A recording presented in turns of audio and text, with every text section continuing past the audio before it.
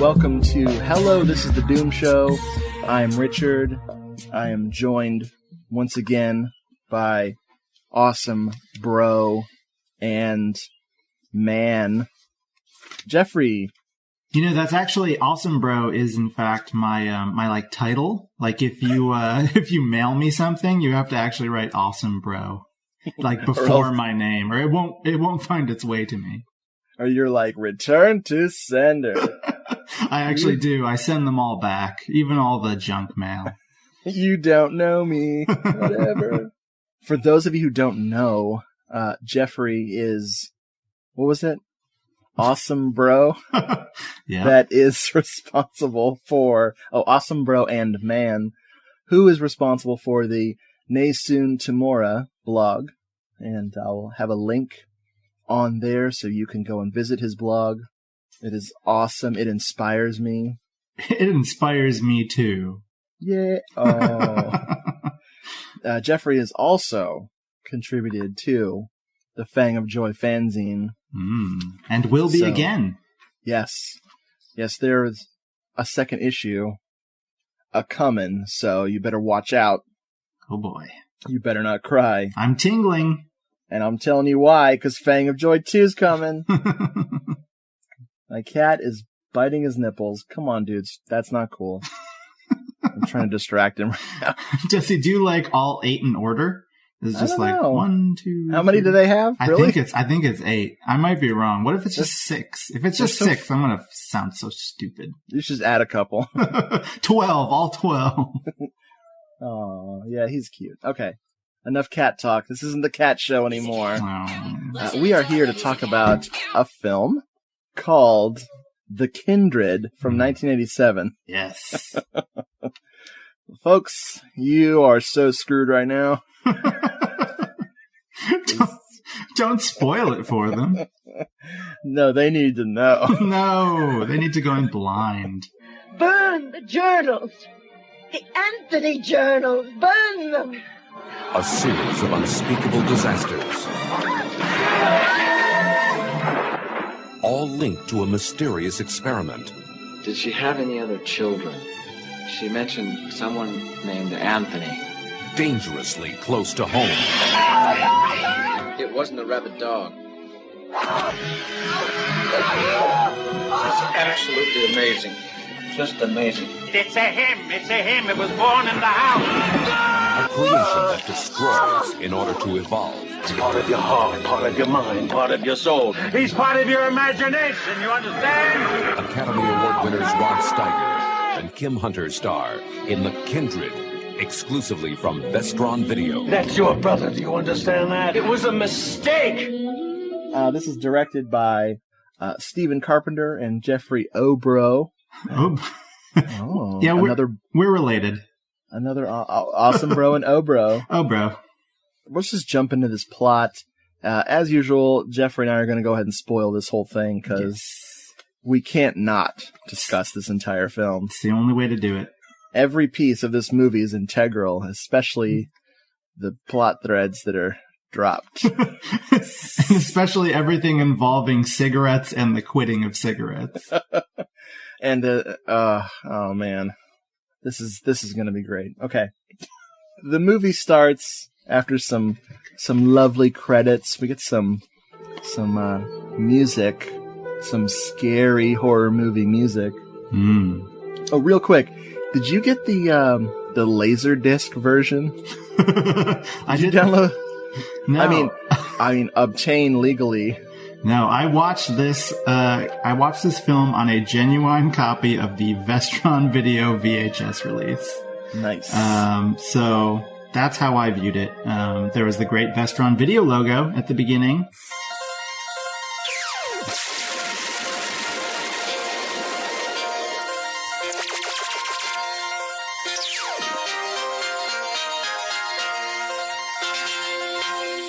No trailers, straight into the film. So what about the Laserdisc release? Somehow I had the Laserdisc copy, and right in the middle of the movie it said, please flip the disc over to side B. And I was like, that brings back memories of my friends who had Laserdiscs. I definitely didn't. My high school American history teacher, he had a Laserdisc player. Mm-hmm. And he would play Glory for us. Okay. And he would rewind the part where the guy's head gets shot off with a cannon and rewind and fast forward. And like, back and to the left. Back and to the... It was pretty amazing. You had conspiracy theories about a scene in Glory? He just thought it was brilliant. Oh, come on. You know that... I almost said that JFK guy. That's all I remember. I don't know his name, that JFK guy. He was just this twisted, head-exploding freako. Yeah, he was just really into getting his head exploded. He did it for kicks. What a psycho. God, what in the world is that guy's name? Okay, we're history majors. Wait, no, we're not. I don't know what you're talking about. Me neither. Okay. Let's just move on. Okay. So, credits are over. Yay, we got through the credits. Yes. Some dickweed. No, I haven't gotten through the credits yet. Because wait, backtrack, everybody. Backtrack. Because Amanda Pays. I like that one. Yes, we have really normal names populating most of this credits. And then about halfway through, we get to the name Bunky Z. Bunki space Z. This is an actress in the film. Yes. Bunky Z. It's not every day you see a name like that. Well, what's weird is that her real name is even weirder. Bunky Jones. I don't think that's weirder. I think that's weirder because it sounds like an alias for like a pimp or something. Oh man. Okay. We're done with the credits. The credits are unremarkable otherwise. Welcome to the credits show. After the credits, we see some roads at night and some dickweed in a Porsche. At least I think it was a Porsche. I'm not a car guy. Is tailgating some old man and his wife. They are straight out of like a Norman Rockwell painting. He's yelling at these old people like, "Hey, old man, drive it or park it," or something. So he flies around these old people, not seeing the house that is parked on the highway. Whoops. He sees it, screams, hits it, car explodes, you know. Yes. And somehow he's still kind of alive afterwards. Yeah. The ambulance shows up, and they're taking his body away, and the one guy says, "Oh yeah, the house fell off a trailer. This poor bastard, he never saw it coming." And I'm like, yes, he did. He had time to scream in terror. He clearly saw it coming. They're driving him away. And the guy driving the ambulance, who we find out later, his name is Harry, played by Charles Gruber. He is asking the guy in the back of the ambulance, "Do you think he'll make it? Do you think he'll make it?" And the guy says, "With these head injuries, it won't matter." Harry is just insistent, like, "Would he be better off dead?" This seems a little suspicious, and of course it is. As they're cruising down the road, a car runs them off the road. They crash just a little bit, nothing like the guy in the Porsche. And Harry is pretending to be unconscious while his buddy in the back is getting the crap kicked out of him by some strange thug who wants to steal this body. Did we ever find out who this guy was? This It's the thug. Yeah. Random thug. Was it Jackson? I don't know. I don't know if he even gave the character a name. No. Anyway, he catches Harry pretending to be unconscious, and he beats him and he punches him in the face. And it's kind of sweet, He's like, please don't, you nearly broke my jaw last time. And the guy's like, "It's gotta be this way. It's gotta be this way." And he punches him in the face, knocking him on the ground, throws his payment for this body all, he doesn't even respect him, He doesn't have the cash in an envelope. It's not a cashier's check. It's just, like ones and tens thrown at him. No, not traceable. Okay, so we've got this elaborate body snatching ring going on. That's pretty clear. Oh, yeah. What's not clear is everything else that involves this. Because, okay, first off, clearly the car, containing our thug, who might be Jackson, was going to take this body regardless of whether the Porsche guy was brain dead or not. because he ran them off the road. It's not like they communicated with each other in any way. They weren't texting back and forth. No, so I guess Harry maybe just wanted some peace of mind, like, oh, he was going to be brain dead anyway. Maybe, I don't know. It doesn't really make sense. Also, the fact that Harry asks for the thug to go easy on him because he had a tooth broken last time makes it clear to us that this has happened before, that he has been losing bodies left and right. How does he still have a job? Exactly. How many times have they done this? How many times could they possibly keep doing this? It had a very limited number of times you could do it, I assume. After that, we go to a hospital. Is it a research lab? Or I think it's a hospital. I think it's both. Okay. plus a torture chamber, apparently. Oh, sure. We'll get to that. We get to meet the beautiful Dr. John Hollins, yes, played by David Allen Brooks. He's researching something called prions. Yes, prions. He's in a lab and he's working with his buddy Hart, played by Timothy Gibbs, another doctor. Well, at least he has a lab coat, so he's a doctor. And they're working on stuff. I believe that after his little talk about prions, which are renegade proteins, by the way. Do we cut to Sharon, John's girlfriend? Well, she comes to the hospital to get him because that's right. His mother, who had a heart attack and has been unconscious since then, has suddenly regained consciousness and really wants to speak with him. He gets word that she's awake and they're heading to see her.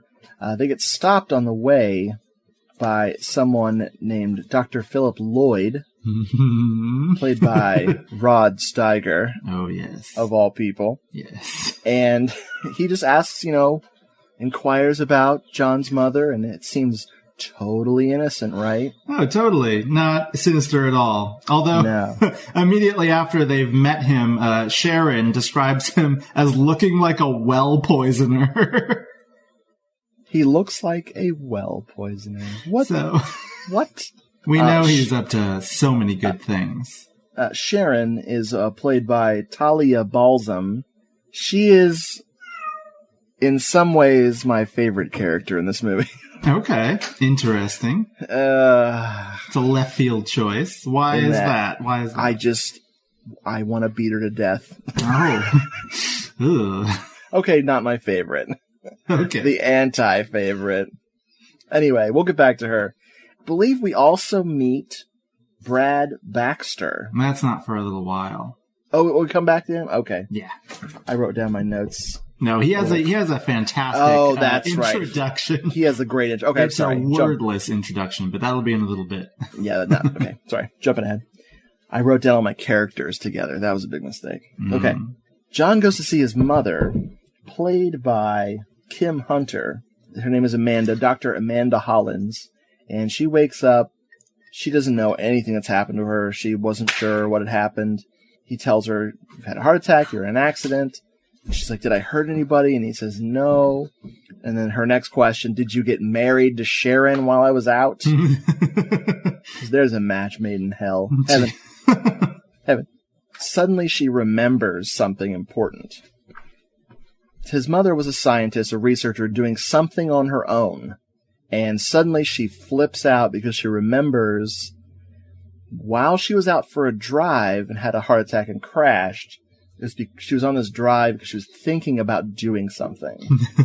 And she had decided to end her experiment and destroy her research. So she starts getting more and more worked up, and she begs John to burn her journals and destroy her research. And she lets slip something about Anthony. Anthony this, Anthony that. Oh, he's your brother. Whoops. And then she to tell you. What ifs? Then she passes out. We get no more information from her. What is it? Mother. What? What, I just Mother? remembered. Oh, dear God. That day I went for a drive to find the courage to do what I had to do. Oh, dear God, he's still living. He's still alive. Who's alive? Look, you must go up there this instant. At once. Today. and end the experiment. Burn the journals, the Anthony journals, burn them. Oh, and don't be tempted, John. Don't, if you continue to experiment, who knows what he might become. Dear God, I never meant for it to go this far. Calm down. I don't understand what you're saying. Tell me what you're saying. Anthony! Give her 5 milligrams. Everything is going to be fine. Check her BP. Who is Watch her Anthony? respiration. Your brother! Oxygen up to 60. The next thing you know, we see Dr. Lloyd experimenting on a cat. Well, it's a slimy thing. I mean, I guess it's a skinned cat. Like, it has no flesh. So, So we know we like this guy. All right. I mean, it turns out that what he really looks like is a vivisector, not a well poisoner. Wow. Hey, one leads to the other, though. You'll see. No. Harry shows up, the famous ambulance driver. He shows up, and Rod Steiger talks to him like he has an intercom system, but he's not using it. It's really strange. Like, oh, you son of a bitch. I told you never to come here. I'm like, I don't think he can hear you. So he goes down and he lets Harry in. Of course, Harry wants more money, that their deal isn't, and it's just not good enough. He could get the guy fired for what he's been doing. Dr. Lloyd laughs in his face and says, you could have me arrested for what I've been doing. And then Harry says, one thing I learned from my daddy: never cross a guy who's got the eyes of a killer. You think I've got the eyes of a killer? Yeah, you do. And yet he decides to cross him anyway by trying to extort him for money. And also trusting him. That too. Good follow-up to crossing him, everybody. Dr. Lloyd, he offers him a little more money. He insinuates that Harry has gotten into some drugs, some chemicals. He says, I'll pay you, just come downstairs with me. So they go downstairs into the bowels of this frickin' hospital research facility, what have you.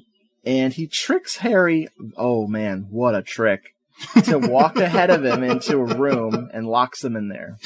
Uh-huh. Of course, there are creatures. Apparently, Dr. Lloyd has been... They're mostly human. Mostly human, but he's been using these victims that Harry's been bringing him for his experiments.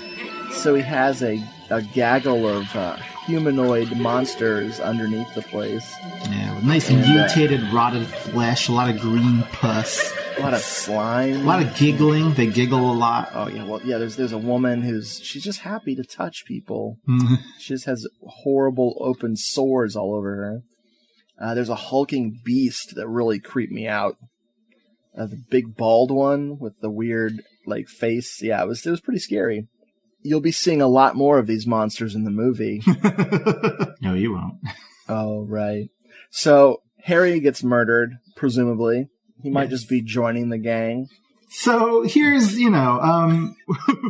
we're told after the first meeting between John and Sharon and Dr. Lloyd, John tells Sharon that, he doesn't really know what Dr. Lloyd is working on because he gets a lot of privacy because he's going to be nominated for the Nobel Prize pretty soon. Right. He's gotten every other prize but the Nobel. He's getting there though. But it's clearly a whole lot of privacy. I mean, to be able to to create this mutant torture dungeon, that's quite the carte blanche, I'd say. No doubt. I want to be a fly on the wall in that meeting. Well, you can have the basement. Oh, thank you. That might not be enough space for all my travesties against nature. So now we meet Brad. Yes, we meet Brad. Okay, now the only Brad cooler than this Brad, of course, is our Brad here at Hello, This is the Doom Show. But this is a pretty cool Brad. This Brad, he breathes cool, and he just breathes it back out. He's all cool. He's spreading the cool like a contagion. Yes. Dr. Brad Baxter or intern Brad Baxter, I don't know. I guess. He says at one point that he's a postdoc, so... I don't know. Okay, so he is a doctor. All right, so this guy's played by Peter Frechette, and he walks in listening to some classical music on a boombox. Hart says hello to him, and he puts the boombox down, and then plays another tape that has a message that says... Good morning. Listen, I'm trying to quit smoking today, so therefore I'm not speaking to anybody. Sorry about that. Especially you, Hart.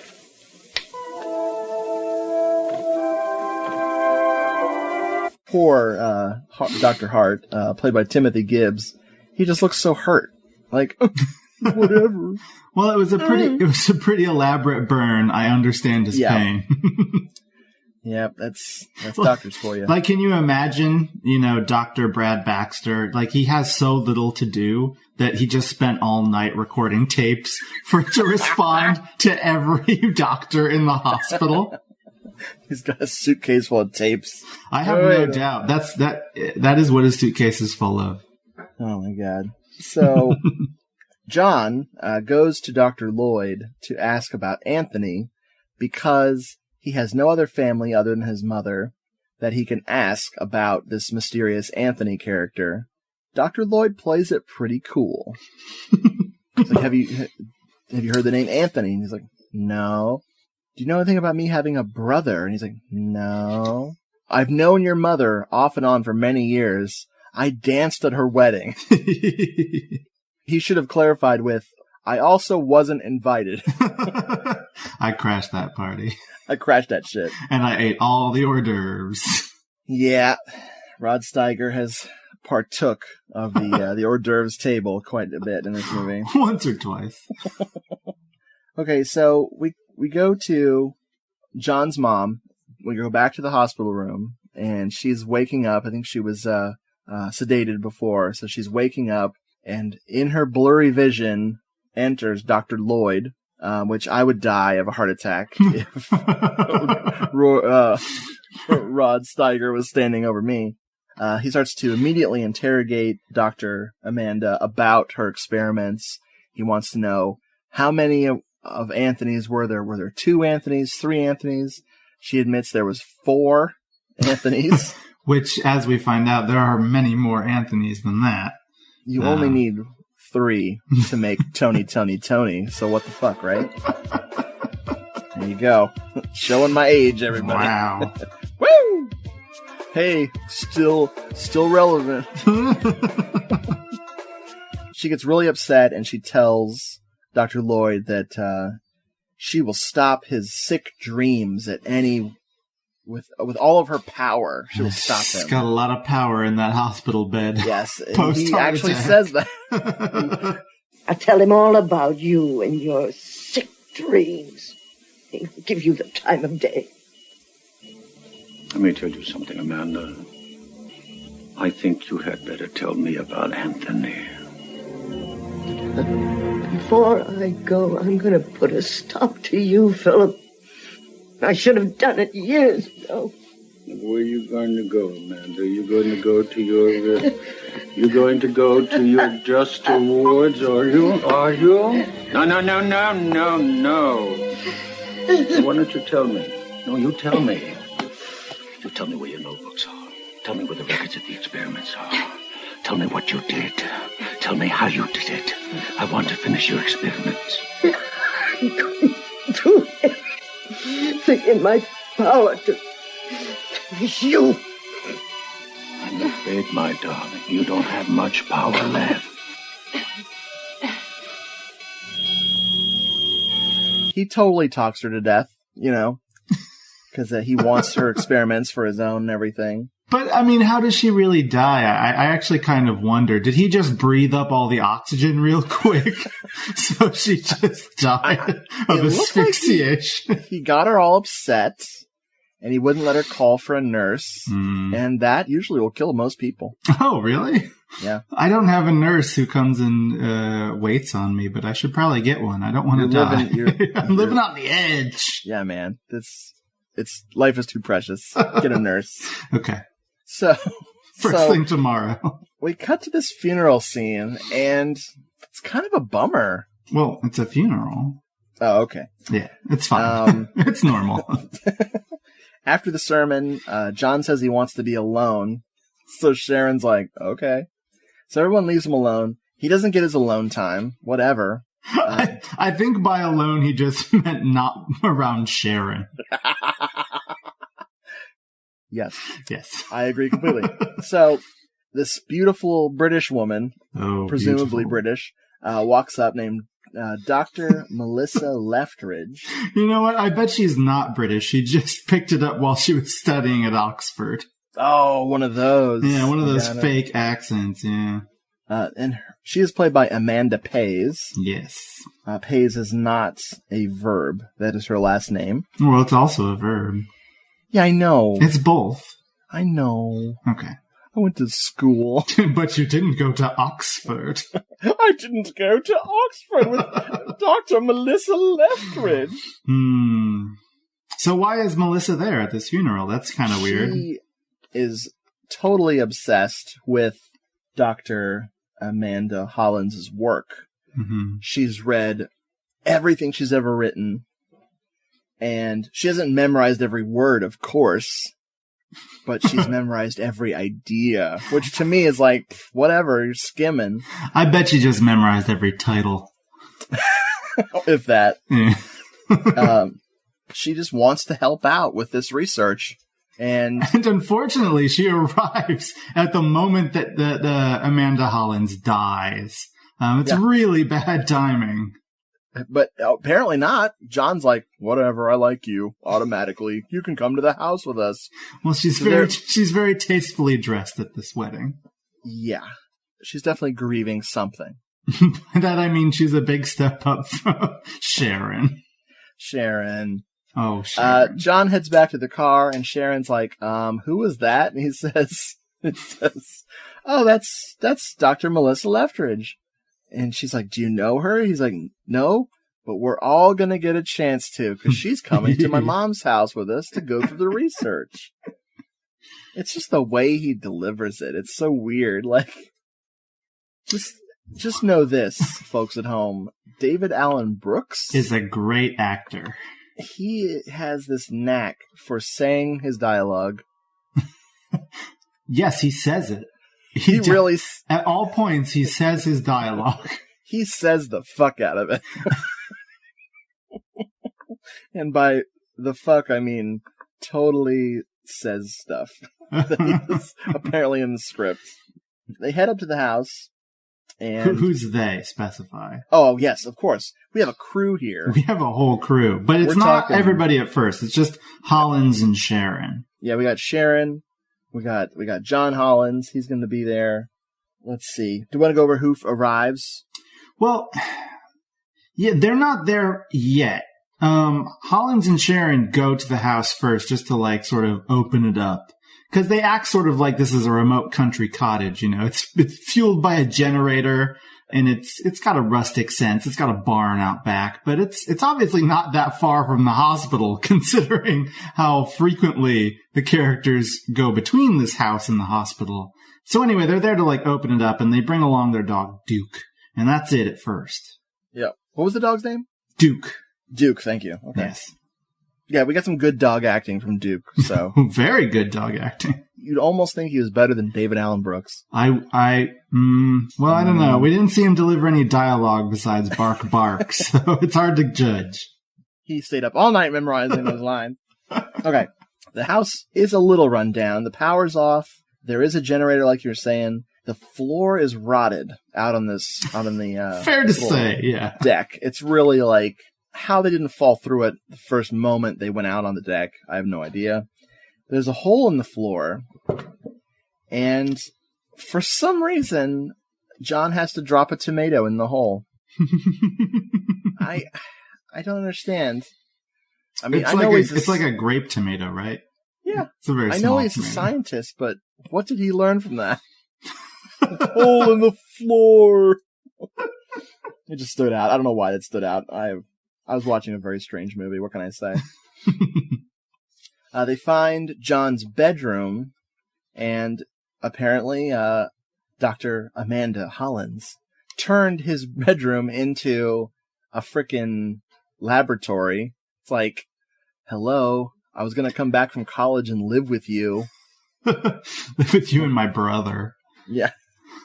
my 6 brothers. Anthony. Also, are there like 3 or 4 laboratories in this house? Because there's not just the one. There is definitely more than one. This woman, she was obsessed with something. With laboratories. Yeah. She probably did not have a boyfriend. Well, we never meet his father. No, in fact, it's never mentioned at all. So, hey, touchy subject. Interesting.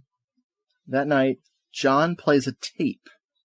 Is it a record? I thought it was a record. Am I mistaken? I can't remember if it was a record. Oh, yeah, right. They make a tape of it later. Yes, they do. And that is actually a gigantic plot point. Brad Baxter, you son of a bitch. We will get to that. So he plays this record. You're right. He plays this record.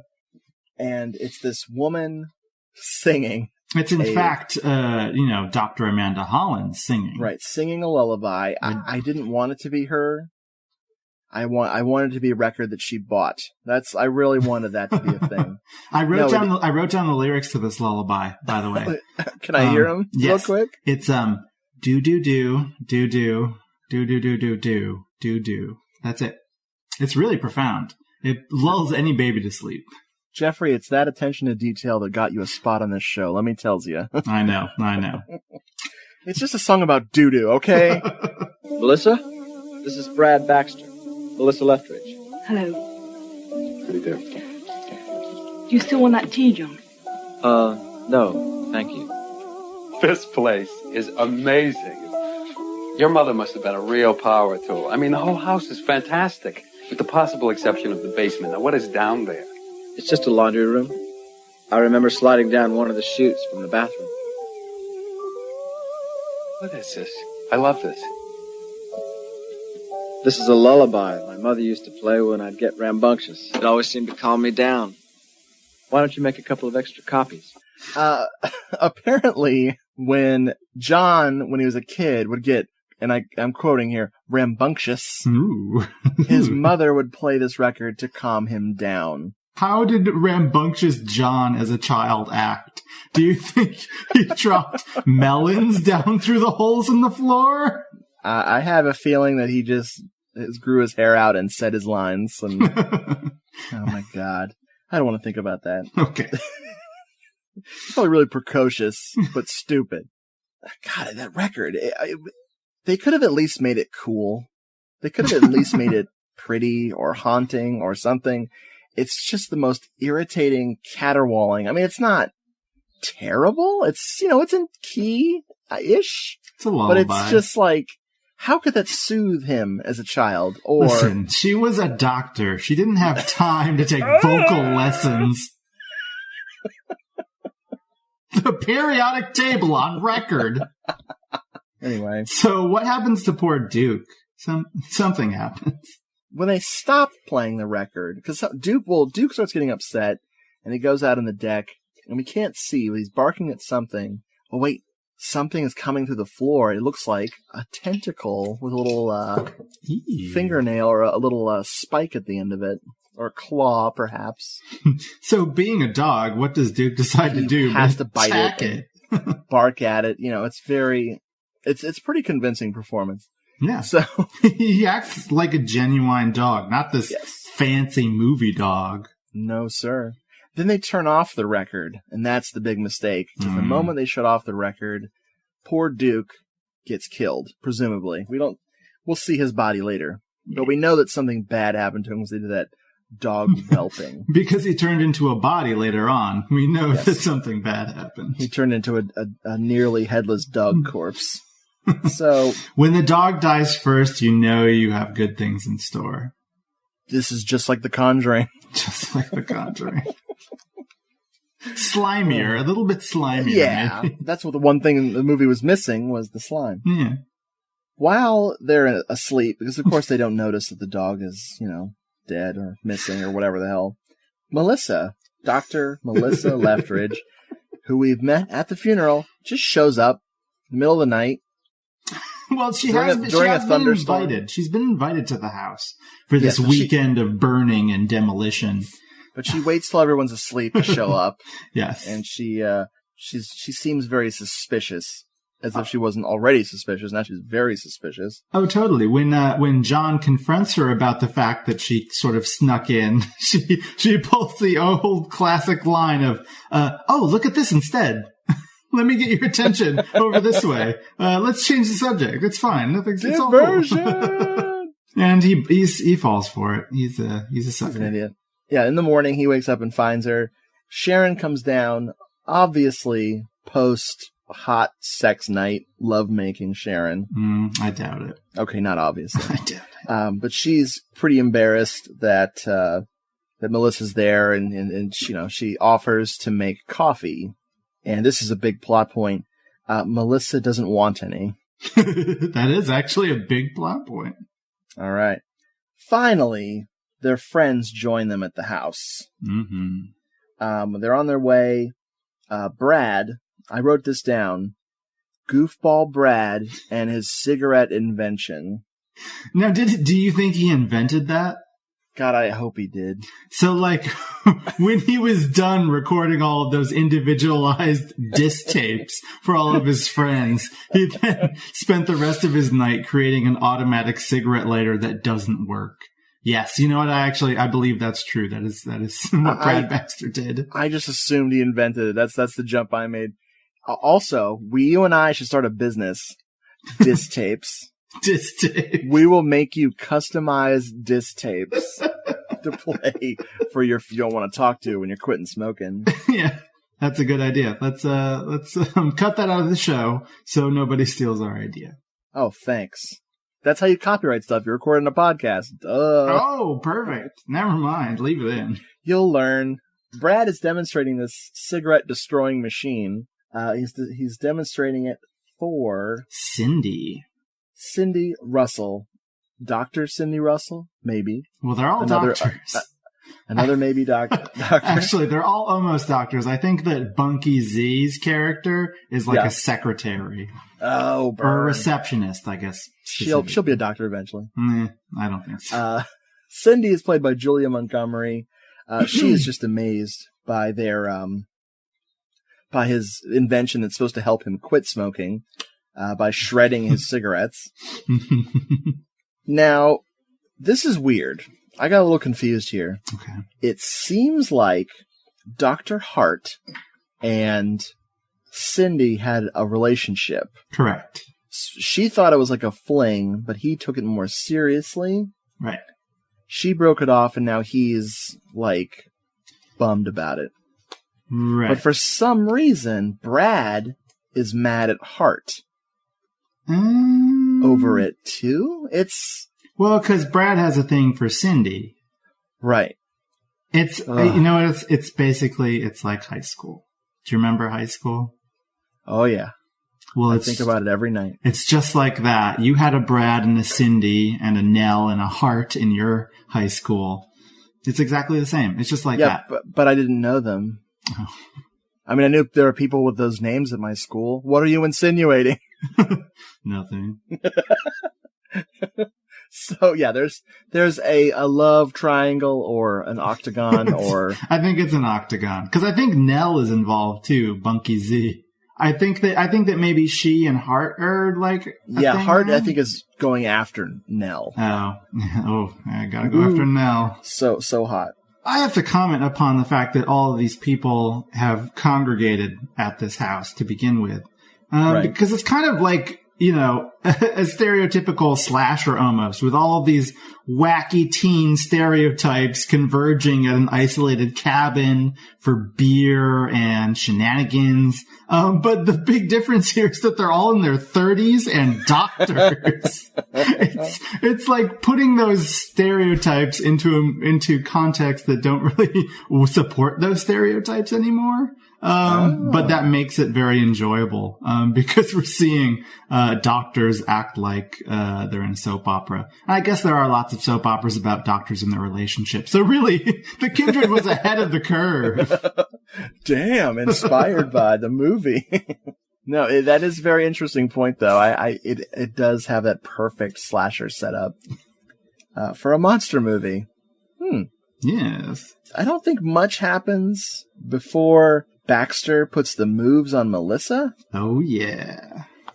Dr. Baxter just decides, he's walking by the room that Melissa's in. She's putting on lipstick, and he comes in, and he delivers the most fucked up line I've ever seen a guy lay on a girl in one of these movies. Like, he says, Wait. I've just made a vow that from this moment on, I will never kiss anybody uglier than you. See, what Brad had been doing was browsing some pickup artists' forums and learning that negging a girl, giving her sort of a negative compliment, was really gonna work her up. He's not telling her. He's not telling her she's the prettiest. No. And he's not saying that she's ugly, but he's also not saying she's not ugly. He is the master. And he smooches her. It's very violent. He totally manhandles her. Yes. His hand behind her neck and forces a kiss. And then he doesn't like it. He regrets it immediately. Some serious ass buyer's remorse here.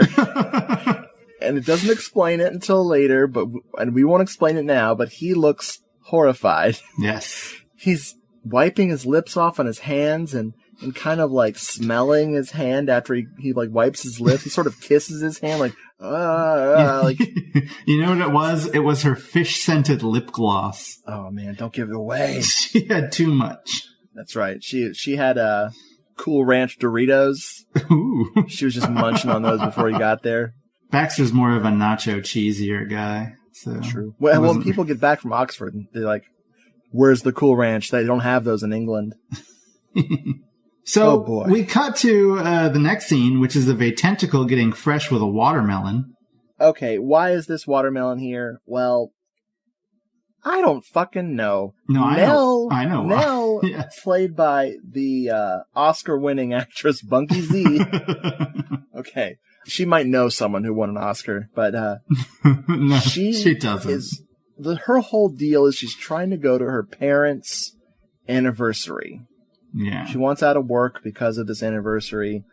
Dr. John gives her the option of coming with them and helping them work on his mother's experiments with maybe the promise that she'll get to go to her parents' wedding anniversary. So, and she, for some reason, has this huge watermelon that's a present for them.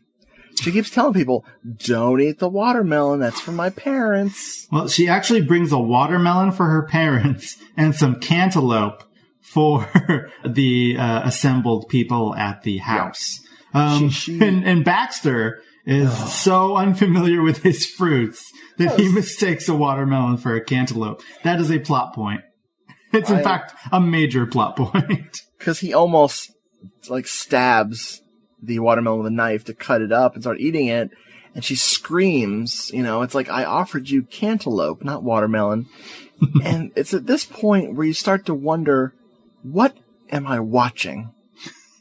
What the fuck am I looking at? There's so many little details in this movie that just, your mind just starts to There's a lot of coincidence. There's a lot of chance happenings that only the cinema could provide. There's a lot of ridiculous shit in this movie.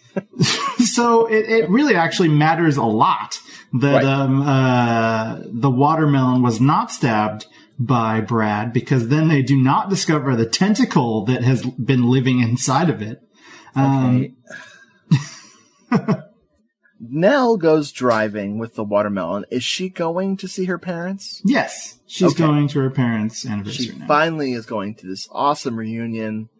Everyone's going to be there. That Elvis impersonator her dad likes is going to be there. They're going to have a pig, one of those, they bury it and they cook it and they get it out, and it's great. I mean, everyone likes it, but I didn't like that because, I'm describing my step uncle's wedding. Oh. that's just what I'm assuming is awaiting Nell when she gets there. She's never going to get there because, of course, the watermelon bursts and this creature... It gives birth, really. Starts... Yeah, it gives birth. It does. It starts tentacleizing its way around the car. Mm-hmm. First, it tickles her foot, or just slimes her foot, whichever. And this scene is really about the dangers of driving barefoot. One really shouldn't do that because the tentacle could tickle you, and you have no protection against it. Don't distract the driver. And this, it's not content with just tickling her foot. It starts to wrap around her throat. It starts to go in her mouth. It goes up her nose, in her ears. Goes into her ear. Yeah. Oh my God. I mean, it emerges from the watermelon as like a total face hugger. I mean, it looks like the face hugger from Alien. It does. But it's also got like a little head that screams and stuff. I gotta tell you, if you thought this movie was fucking around, like, this is the point where you're like, okay, this shit is serious. Like, because that's a pretty horrific sequence there. Yeah, it's about 35 minutes into the film, I think. We've already forgotten about the monsters in the basement of the hospital, whatever, right? Well, who cares? You better. I hope you have. They didn't have tentacles. No. So she dies. The car goes flying into a ravine. I was so hoping it was going to explode, but it does not. No, it doesn't. Which leaves us with a very large plot hole because it's because at least half of this creature is a marine animal. This creature is still alive. It definitely didn't die in that car crash. Why would it die? It just could swim away. It's out there somewhere. To this day. To this day, 2014. It's much larger, much slimier these days. Ooh. The next morning, down at the beach, which apparently there's a beach. It doesn't really look like beach country, I gotta say. Is this the first ever barn right next to a beach? Yes. I don't think that happens. Probably not since, what is it? One-Eyed Jacks with Marlon Brando. Ooh. I'm just kidding. I don't know. There was definitely cowboys on a beach in that movie. That's all I remember. Okay. Okay. So he's at the beach. John's walking around the beach. Melissa is swimming in the ocean. She gets out of the ocean. She's wearing this teeny bikini. No, it's pretty conservative, actually.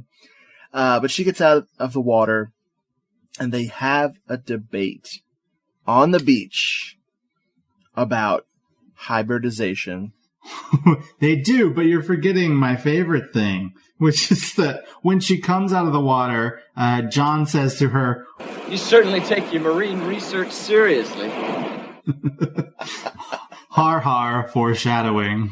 I could hear that line a million times and I wouldn't remember it. Why do you remember that line? Are you making notes of stuff to say to chicks?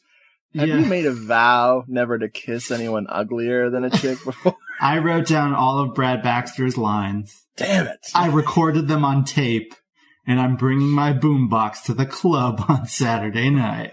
Oh, shit. I got my disc tapes. I'm going to tell everybody off. So, hey, you could plug into the PA and diss everybody at once. Damn. Well, actually, all of my disses are very individualized. Oh, so okay. It really you haven't made a general diss. Well, it sort of defeats the purpose. Oh my God. Can we just have a sequel with just Brad Baxter? He is, in fact, the hero of this movie, if you really think about it. He's also the best character, spoiler alert. By far. Oh, okay. So yes, they have this debate about hybrids. Why is hybridization bad? And Dr. John Holland says it's because he believes that every living creature has a right to be itself or be classified as its own creature or something. He is what we would classify as an interspecies bigot. He's really... No mixing! No species mixing! He's a conservative in some ways, you might say. Oh, man. No more ligers. No more ligers. He's disgusted by the liger. Back to the house. They they being the group, our intrepid almost doctor people, found some recordings of, I'm just going to call her Dr. Mom. That's Dr. Fine. Amanda, whatever her name is. Dr. Mom's fine. John's mother talking about her research. She's debating what to do. No, wait, I'm sorry. She's talking about the different methods she's used and how it affects the subject. And while she's talking, she gets interrupted on the tape by a frickin' horrific sound like a monster. Yeah, some nice snarling and roaring. Anthony has started to express the hemocyanin gene in his blood. There is no doubt in my mind that the DNA incorporation has worked. I wish I could tell somebody about it.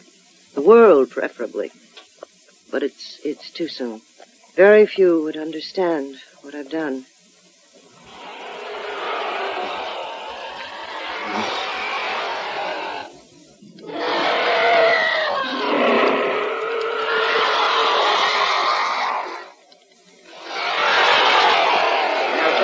Calm, Anthony, calm. I guess she figured if it worked when you got rambunctious. What? My mother used to play that to calm me down. Do you have any idea what she was trying to calm down there? They're very creeped out. Well, that's the thing. I actually didn't perceive them as being all that creeped out. They seem to just kind of accept it. It's like, this is a pretty cool record.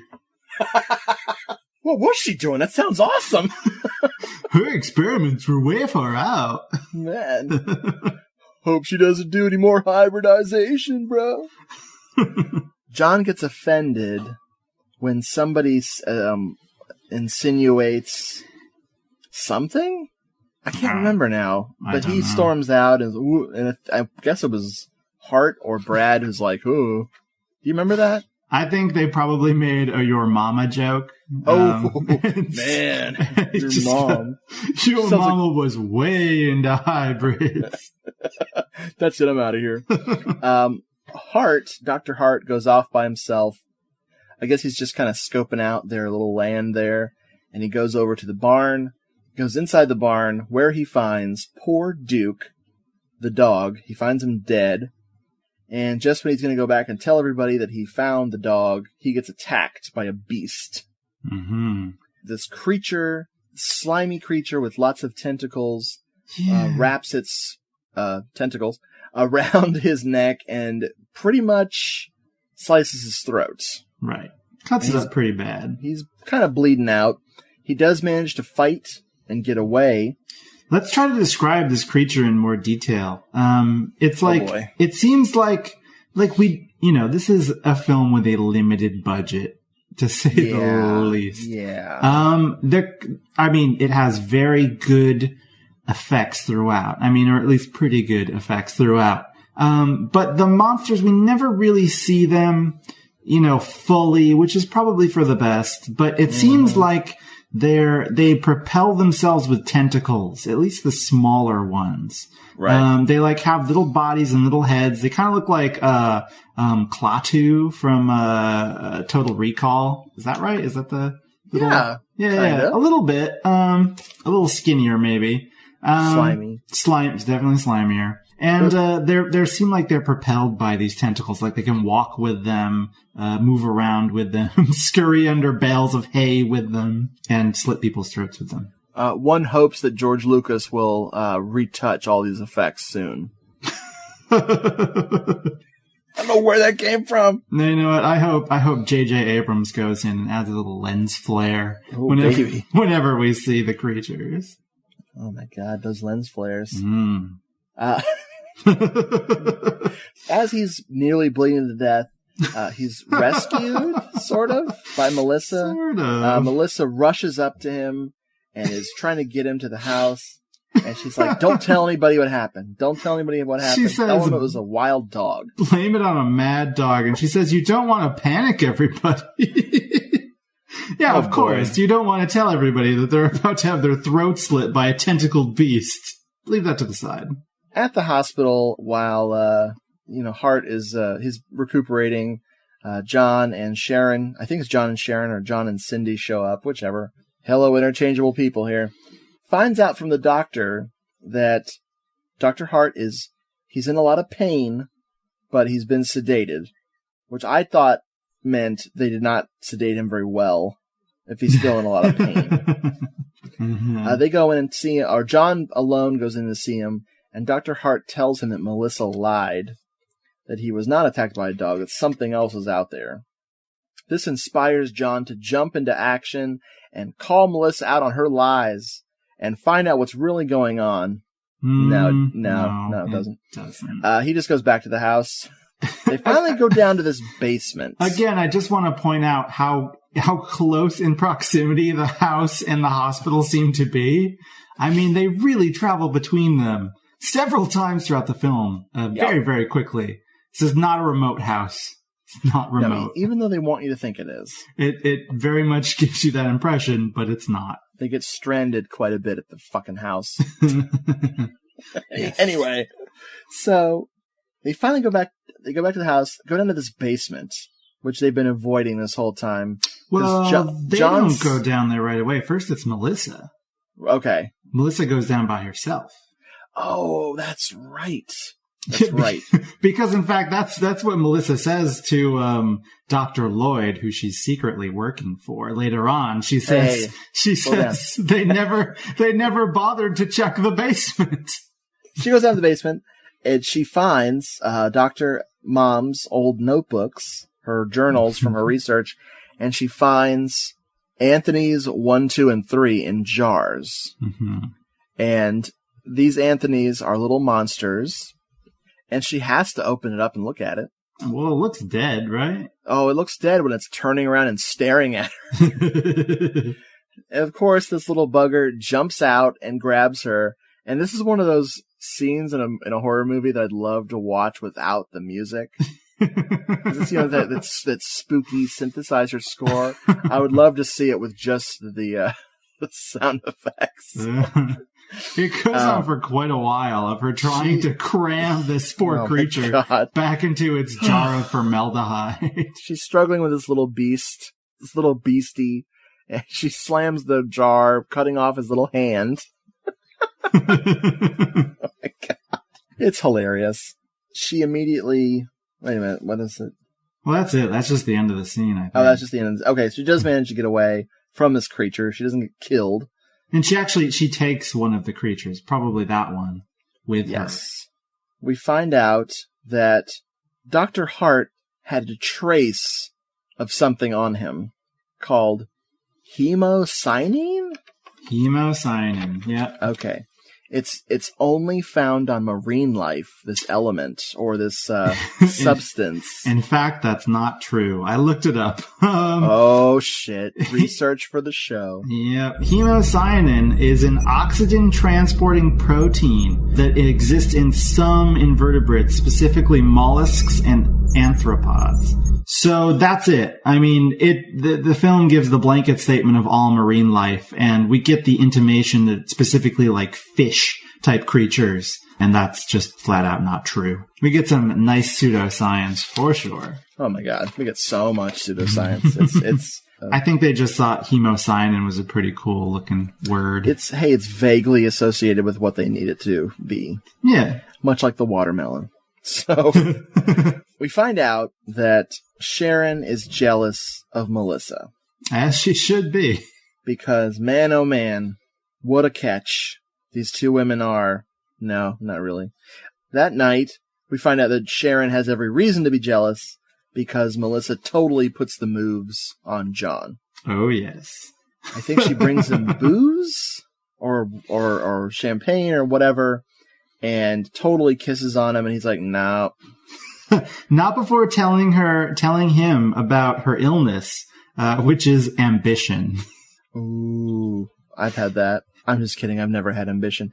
And then she also threatens to sneak into his bed at night.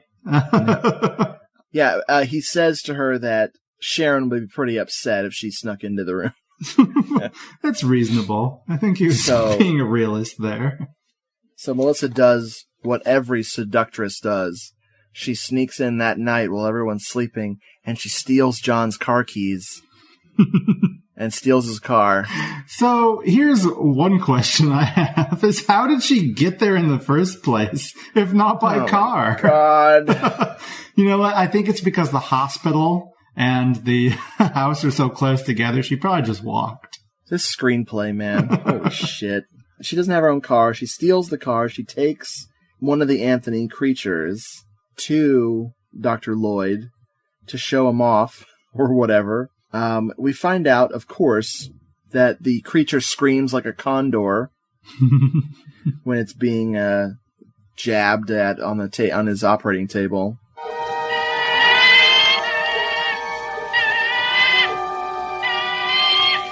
Well, what do you think?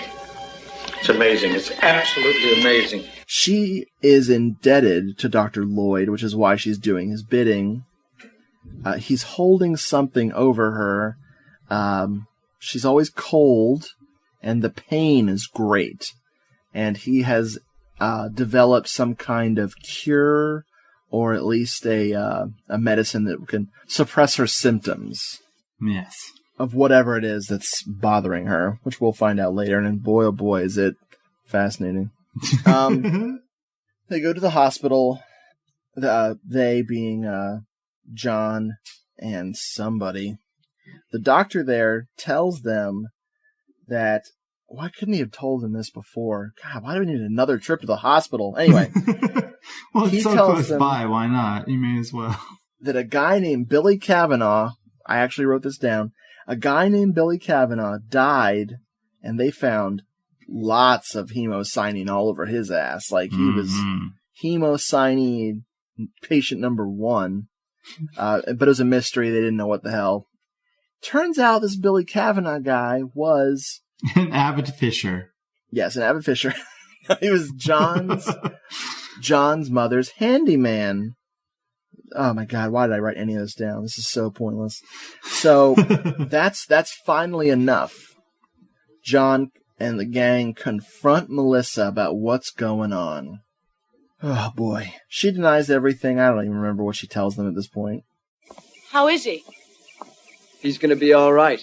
Doctor's just keeping him overnight as a precaution. Did he have to get rabies shots? It wasn't a rabid dog. Yeah, Melissa said Hart told her. Perhaps I misunderstood. He was quite incoherent. Well, then what was it? Could have been a coyote. Up here, a mountain lion. I saw the results of Hart's blood test. Whatever attacked him left traces of hemocyanin in his blood. Well, that's impossible. Hemocyanin is only found in marine life. Okay, so maybe this coyote or mountain lion had just had a seafood snack. It doesn't work like that. Melissa, you're the expert on hemocyanin. What do you think? Well, it needn't have come from what attacked him. It could have happened here in the lab. You know, your mother worked pretty extensively with the stuff, and maybe Hart came into contact with it without knowing how dangerous it is. So we'd all better be a little more careful. And Baxter admits to kissing Melissa the first day. And it's hilarious. He describes kissing her as kissing a cold shrimp. No, he says, pressing my lips through chilled shrimp, which is so specific. And is, you know, to speak for Peter Frichette's acting abilities, once he kisses her and as he's wiping it off, it definitely looks like he stuck his face into a plate of chilled shrimp. So we're guys, all right? We've tried a lot of stuff during our lonely years, you know? Kissing that chilled shrimp is just the start of it. In the same scene, Brad also makes the point to say that this mysterious hybrid that's been attacking people only attacks handymen and dorks. I'm going to play the clip of them arguing over Melissa and all this other stuff because it's totally crazy. And what Jeffrey said is it. Did you go out for cigarettes? That is the one I keep in case of nuclear war. I haven't even touched the cigarette. Okay. Might have been Melissa. What makes you say that? Well, there's something fishy about the girl. I kissed her the other night. It's nothing important. Just a little get-acquainted offer. I was sorry I did. Why? Because it felt like I was pressing my lips to a chilled shrimp. What are you talking about shrimp for? Are you aware that you're angry at me for no reason? I'm not angry at you. Well, who then? I don't know nobody. Now that things are getting a little heated here, you mind if I tell you what I think has been happening to you since we came up here? I think you're going crazy! In an imaginative kind of a way. What are you talking about? All right, first you search high and low for a brother that nobody has ever heard of. Now you're trying to find, what, some hybrid that attacks only handymen and dorks? Even when his friend is in the hospital, he's making fun of him. That's how much he always needs to get that diss in. Man, I've had friends like Baxter. I don't talk to them anymore. None of them had a cigarette-destroying machine, though. Let's take a break. I need some water. Yeah, I need more alcohol. All this fish talk is making me thirsty. Okay.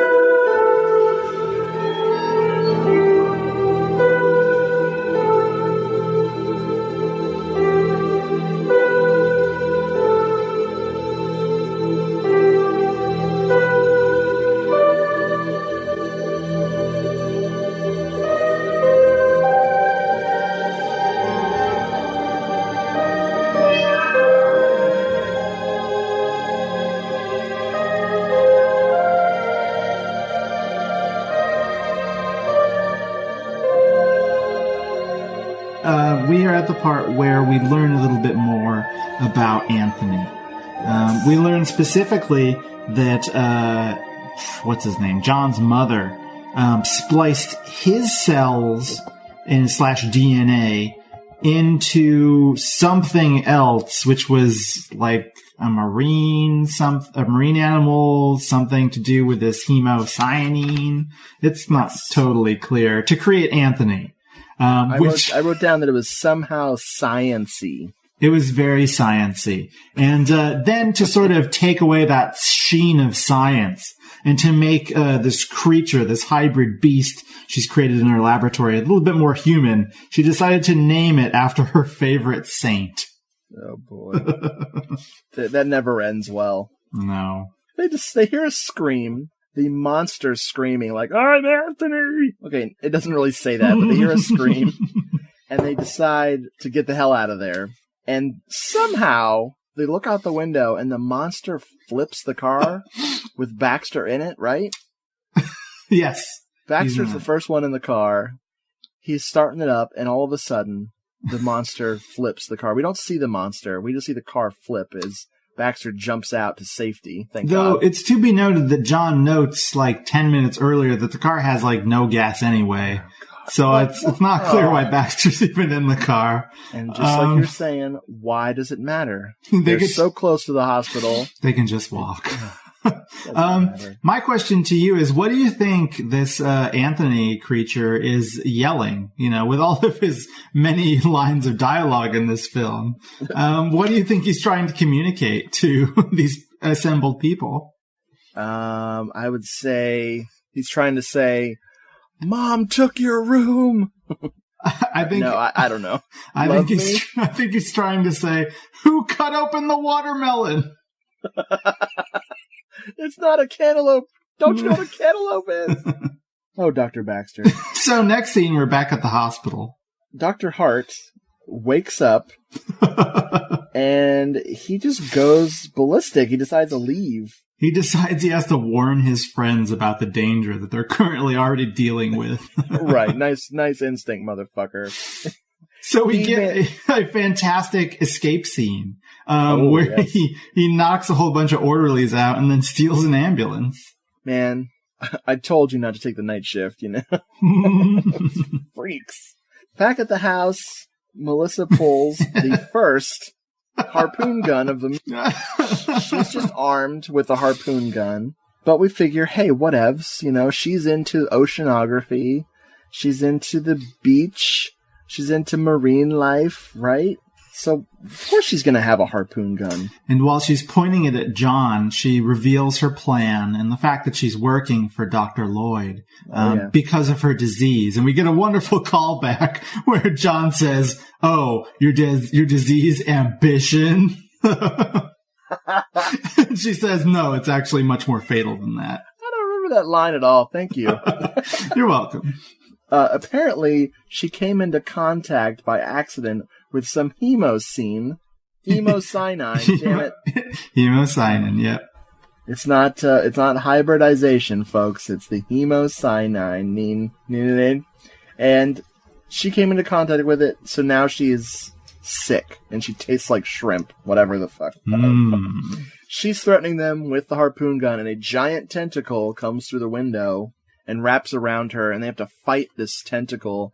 They're stabbing it, and it's spraying goop everywhere. It cuts to a shot of everybody else who's watching this action just being sprayed in the face with ooze. It's so good. A lot of money shots in this movie. From this point forward, you get a lot of money shots. And surprisingly, Rod Steiger gets the most of them. Oh, God. Oh, I can't wait to get to that. Good Lord. So, if your brain is not completely destroyed yet, you're about to see something crazy.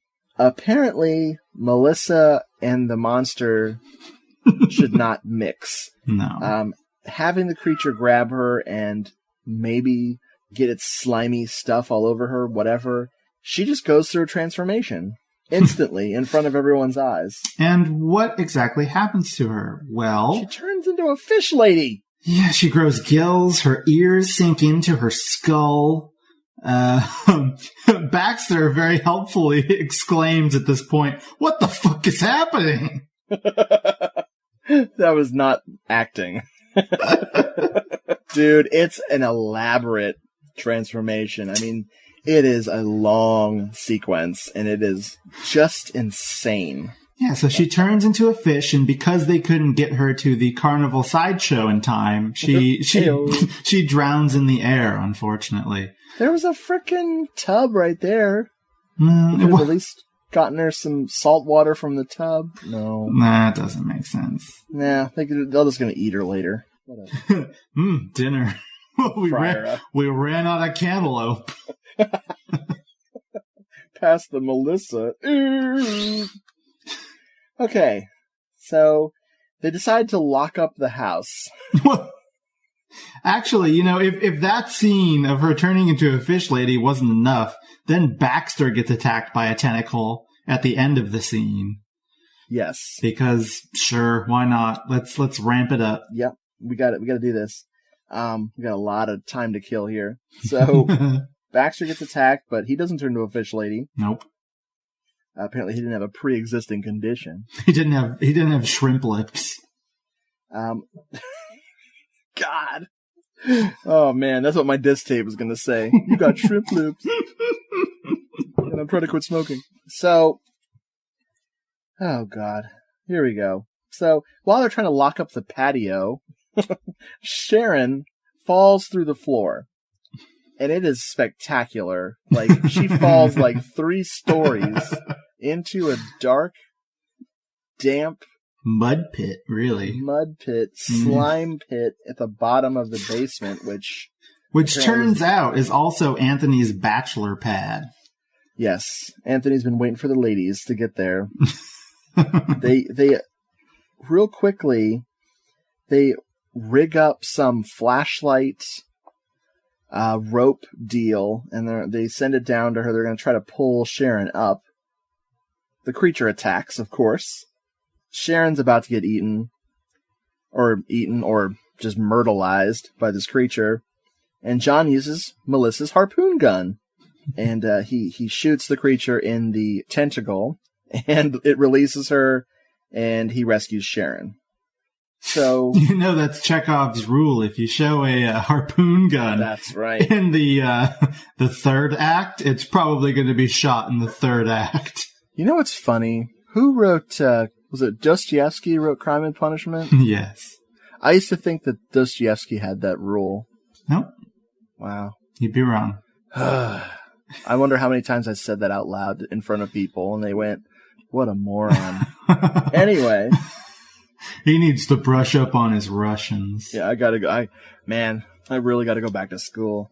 Now, John is down in the slime, right? He's down, or does he fall through the floor too? No, he goes down because Sharon is worth it.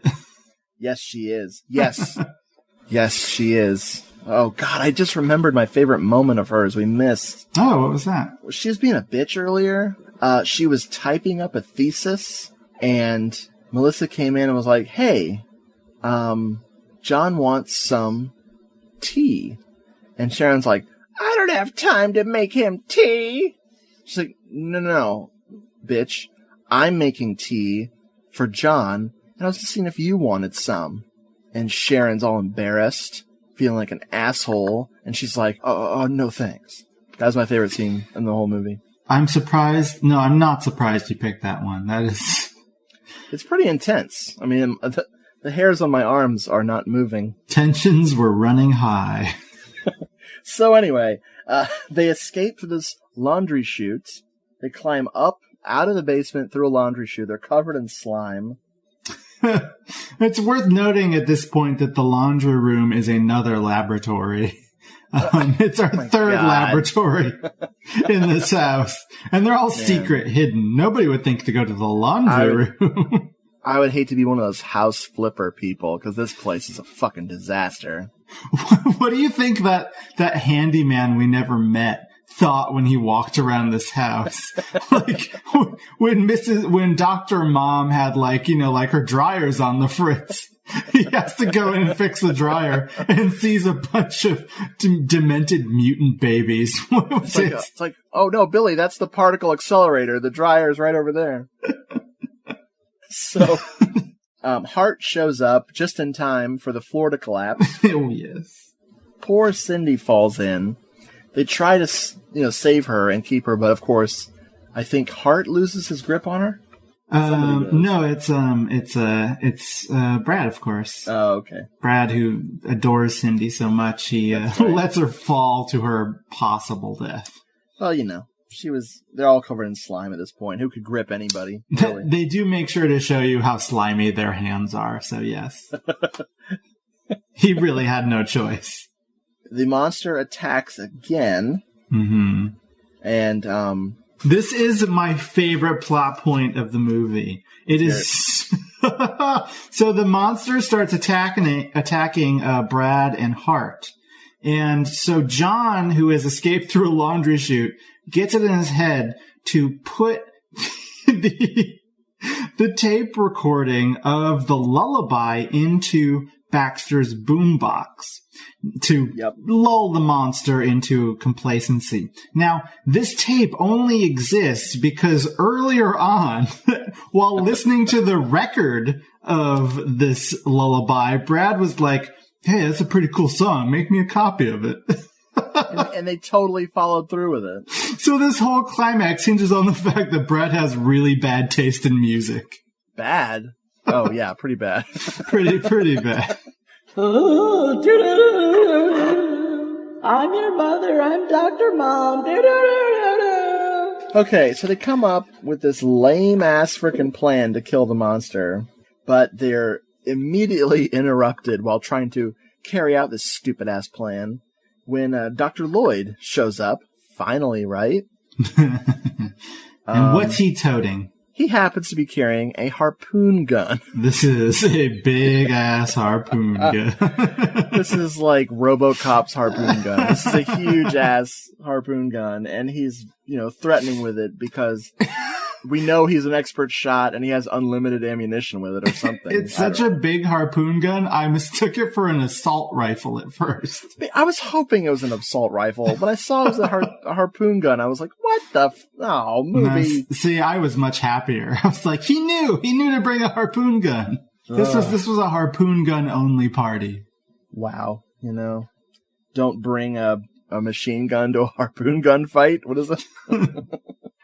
So, their idea to kill the monster is to get some metal hooks and put meat on it, and then tempt the creature to chew on the meat, and then electrify the hooks to shock it to death. Correct. Okay. So this movie literally devolves into a nice evening of fishing. Yes. Electrical fishing, of course. Well, yeah. So they're plugging into the house's power, which of course is just run by a rinky-dinky generator. So, I don't know. But they do manage a generator that has no fuel left. By the way, like a while ago, the lights went out in the house because the generator was dead. So how this all works, I don't exactly know. It's that unlimited potential that electricity has. Well, actually, I think Brad, doesn't he like stick he sticks like a coin inside of the fuse box, and that somehow makes it work.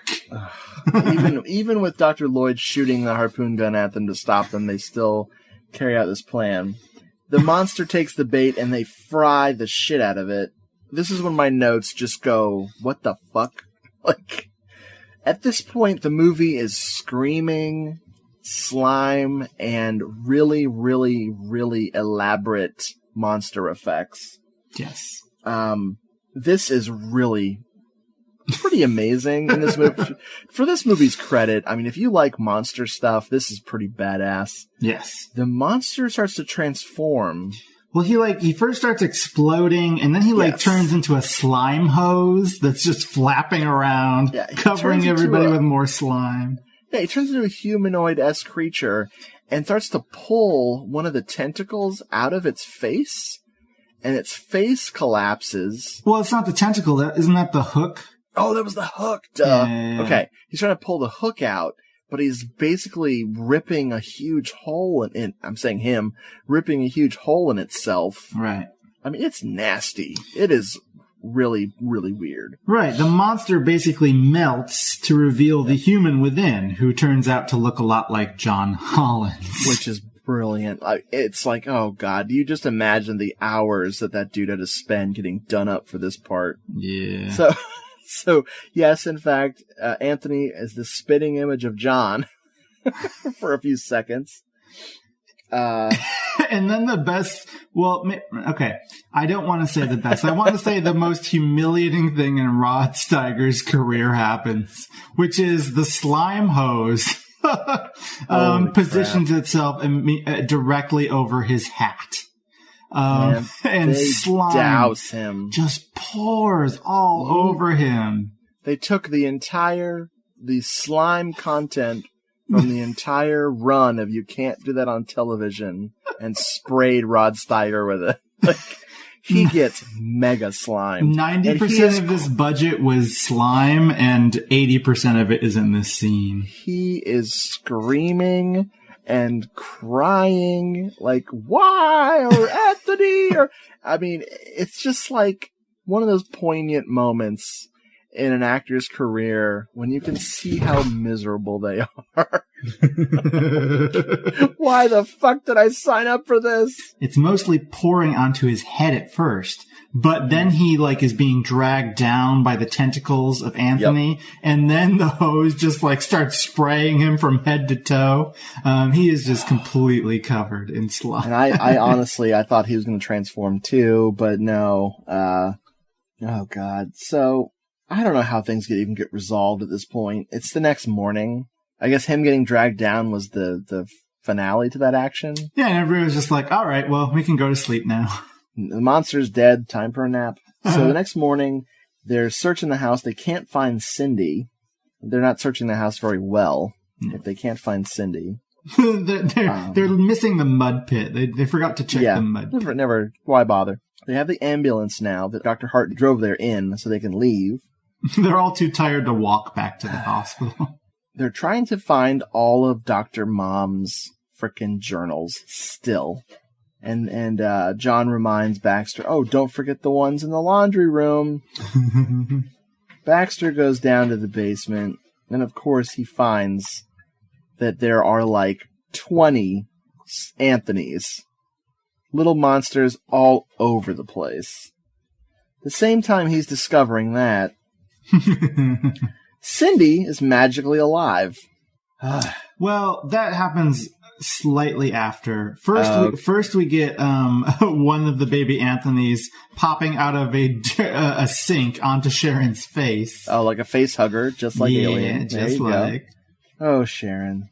Why are you so easy to forget? And after that, after a bunch of the baby Anthonys start leeching themselves onto Brad's back, and he knocks them off, he begins spreading.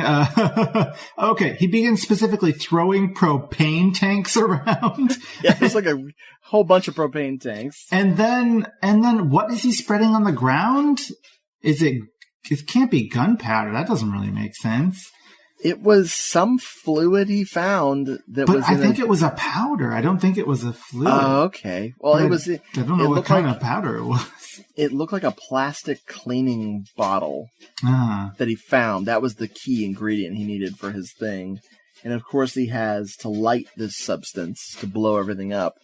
Mm-hmm. And he has his final trusty cigarette, which luckily the machine doesn't destroy. It actually lights it. So he leaves this thing like it's going to blow up.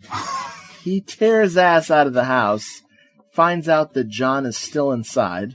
Hold on, I have a question though. Was the cigarette, the automatic cigarette lighter that he spent his whole, or at least part of his night creating, was it meant to screw up his cigarettes and not light them, or was it actually meant to light them? Like, in this moment, does it magically screw up and actually light the cigarette successfully? Well, remember what he said, though. He only keeps one in case of a nuclear war. But that's not true, because he uses that earlier on, and he screws up a cigarette, so he had at least two. Well, it was the 80s. We were all more afraid of it back then. Anyway, he was prepared for numerous nuclear wars. Anyway, this is the second time that the Brad saves the day with his MacGyver-like skills in the past 10 minutes of the film. Yep. And he does it with an apocalypse cigarette. Pretty cool. Oh, boy. So, Sharon's out of the house. Dr. Hart's out of the house. Brad rushes back in to save John. He gets John and Cindy. The three of them all escape. And the house blows up. We get a shot of the creatures, all the little Anthonys in the window, burning to death and screaming. They're cooking. Yep. Probably good meat, too. I wouldn't have wasted that. Yum, yum. And I believe that's it. They're driving away in the ambulance. The music is happy. And all's right in the world. All right. I've got a question for you. Please do. What sort of fish do you think the cooked baby Anthonys taste like? I'm going to say tilapia. Oh, God, red snapper? Oh, that's fair. That's fair. Oh, boy. I'm in Florida. We get a lot of fish. Get a lot of fish out here. Holy shit, Jeffrey. That's the Kindred from 1987. That's it. Oh my God. What a marathon. What a marathon of slime and Sharon. Slimy Sharon. How do you feel about this movie? I absolutely adore this movie. It is, it's illogical, it's unscientific, it's full of plot holes, it's very overambitious, but it's goopy, it's sort of a joyous romp. I can very easily see why someone would dislike this film, but it checks all the right boxes for me.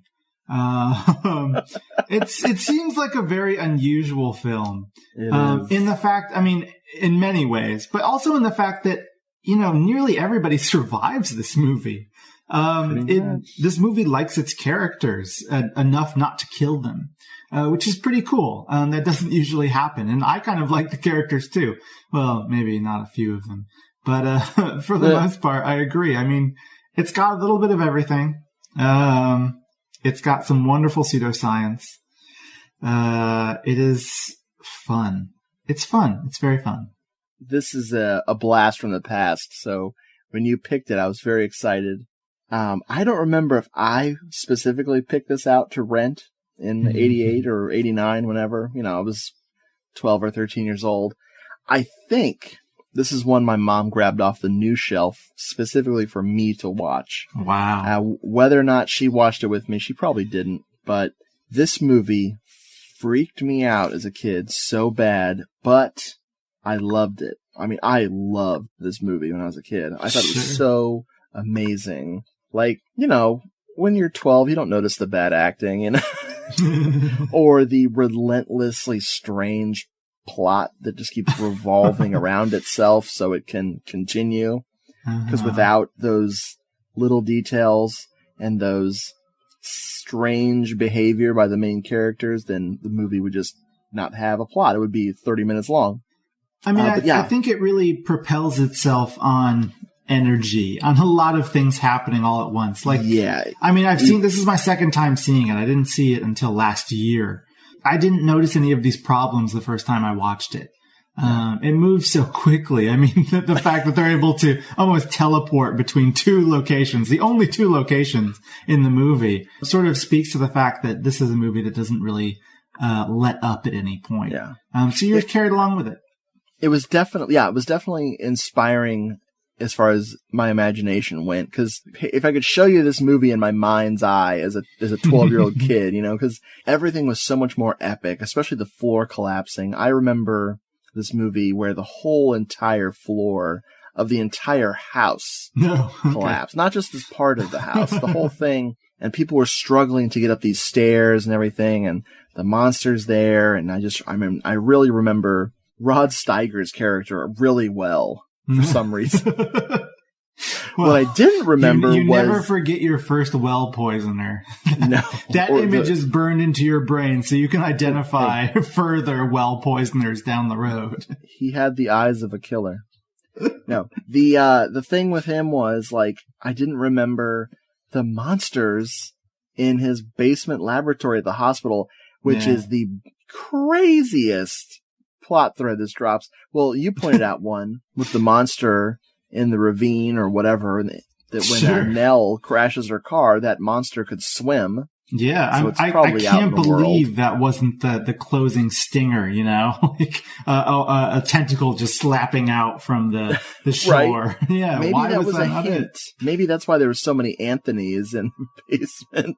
It's one came back. It's also horribly unclear how these little Anthonys are reproducing. Nope. Doesn't. Yeah. Because Dr. Mom only made so many of them. Why are there so many more? I don't know. Maybe. No. Maybe they needed something to close the film with. They needed some excuse to blow up the house. Oh, we didn't talk about Rod Steiger's line about how would you stop it? Sorry, I'm talking to my cat. Rod Steiger says, you know, you can't kill Anthony. You know, he's part of your blood. He's part of your life. He's part of your soul or something like that. Brilliant. But yeah, watching this movie again with my wife the other night was brilliant. Like my notes are furious, man. I was like all over this movie. I really enjoyed it. In terms of this brother-brother relationship, what do you think is thicker, blood or slime? I would say slime is it's a bonding agent. I think we've seen that slime is much thicker. I really enjoyed it. I took some furious ass notes. I really went crazy on this movie. Unfortunately, I decided to watch it again today. Okay. I should not have watched it again today. I should have left it alone and talked to you. Okay. I barely got through it today. Really? And it just made me uneasy. When we finally got to the end and the monster, it's just so disgusting and so well done. I have to hand it to the special effects crew for this. But man, I think if I'd waited another 10, 20 years, I might have really enjoyed it a lot more. Well, I was watching it again on my screen while we were talking, and it was still just as good. I do still like it, but I think watching it twice in the space of 3 days was too much for me. But I do recommend folks check this out, especially if you like 80s crazy shit. Yes. Because even just for the tone, this movie's tone is wackadoo. Mm-hmm. You want to talk about this cast? I want to talk about everybody involved. Let's get down to the gaffer here, folks. Yeah, we were talking about directed by Stephen Carpenter and Jeffrey Obro. These are two interesting fellows. They directed 3 movies together as a co-directing pair. The first of those being The Dorm That Dripped Blood in 1982. also known as Pranks. Also known as Death Dorm. Have you seen this film? Oh, yeah. Oh, yeah. Do you like it? I do. I don't love it, but I have a feeling. I've only seen it one time, and that was very recently for a slasher movie-thon I did. Okay. I know for a fact that I'm going to like it 10 times more the second viewing, because it's stuck in my brain as a positive experience. Yes, it's very fun, and it has the bleakest ending of any slasher I've ever seen. Yeah, and that's one of the things I don't like about it. Really? Oh, I love that ending. I like that it goes there. Oh, yes. But I don't like that it goes there based on who it happens to. I'm not going to spoil anything. Sure, of course. But I like the main person. That's so pretty awesome. But the interesting thing about these two is that they were UCLA students together. They were film students who graduated and were like, let's take advantage of the slasher boom and make a slasher film for basically $0. Next to nothing.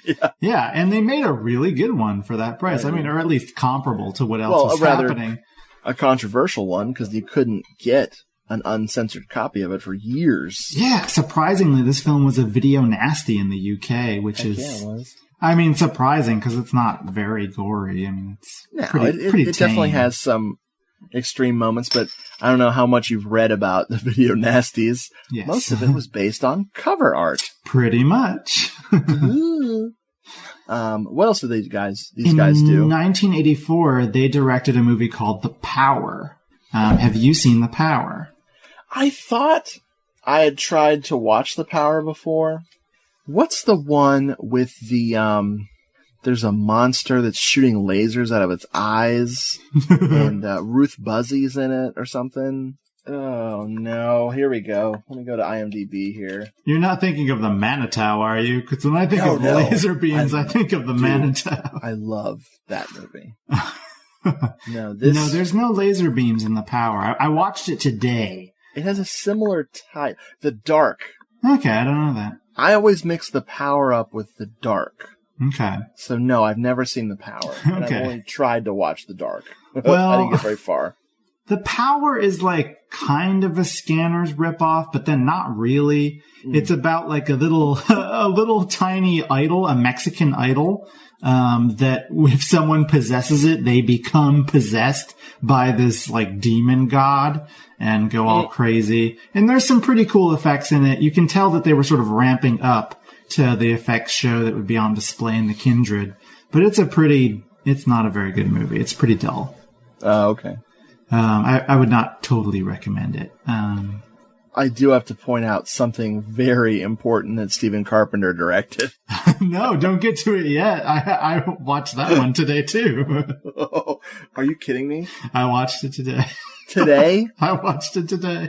Oh, Jeffrey. Okay, we'll talk about it, yes. So, Stephen Carpenter, besides these 3 movies that he and Jeffrey Obrow directed, he directed 2001 Soul Survivors. Hold on a second. Hey, Lietta, guess what else the guy who did the Kindred, what he directed? Soul Survivors. Soul Survivors, very controversial film in our household. Now, why is that? Lietta's old roommate, back when we were dating, she rented Soul Survivors for us to watch. She's like, oh, Soul Survivors, this looks good. I thought I'd rent it. It's got good people in it. And I was like, okay, who are these people? Sure. And we were watching Soul Survivors, and I was loving it, laughing. I mean, it's holy crap! What a piece of garbage movie this is. That in is the how best I would way describe possible. Mostly. Her friend was mortified that she had picked this for us to watch. So many skeevy, just stupid, trying to be trashy and offensive things happen that are just whatever. Mean, you don't make a movie since 1987, and you come back, and this is what you make. You make Soul Survivor. Oh, no. I mean, I obviously disliked the majority of this film. It's terrible. But the last little bit of it, maybe the last 15 minutes, Actually, I would give it like 5 stars. It kind of blew my mind. Oh, There's this one point. I own it. Okay. I bought it. It's in my collection. It's proudly in my collection. That is every time we talk about movies with her friend, I'm always like, Soul Survivors. I have it for when you're ready to revisit it. She'll never be ready, well, but I will be. You know that montage at the end of the film where the heroine is like flashing between realities and dream states?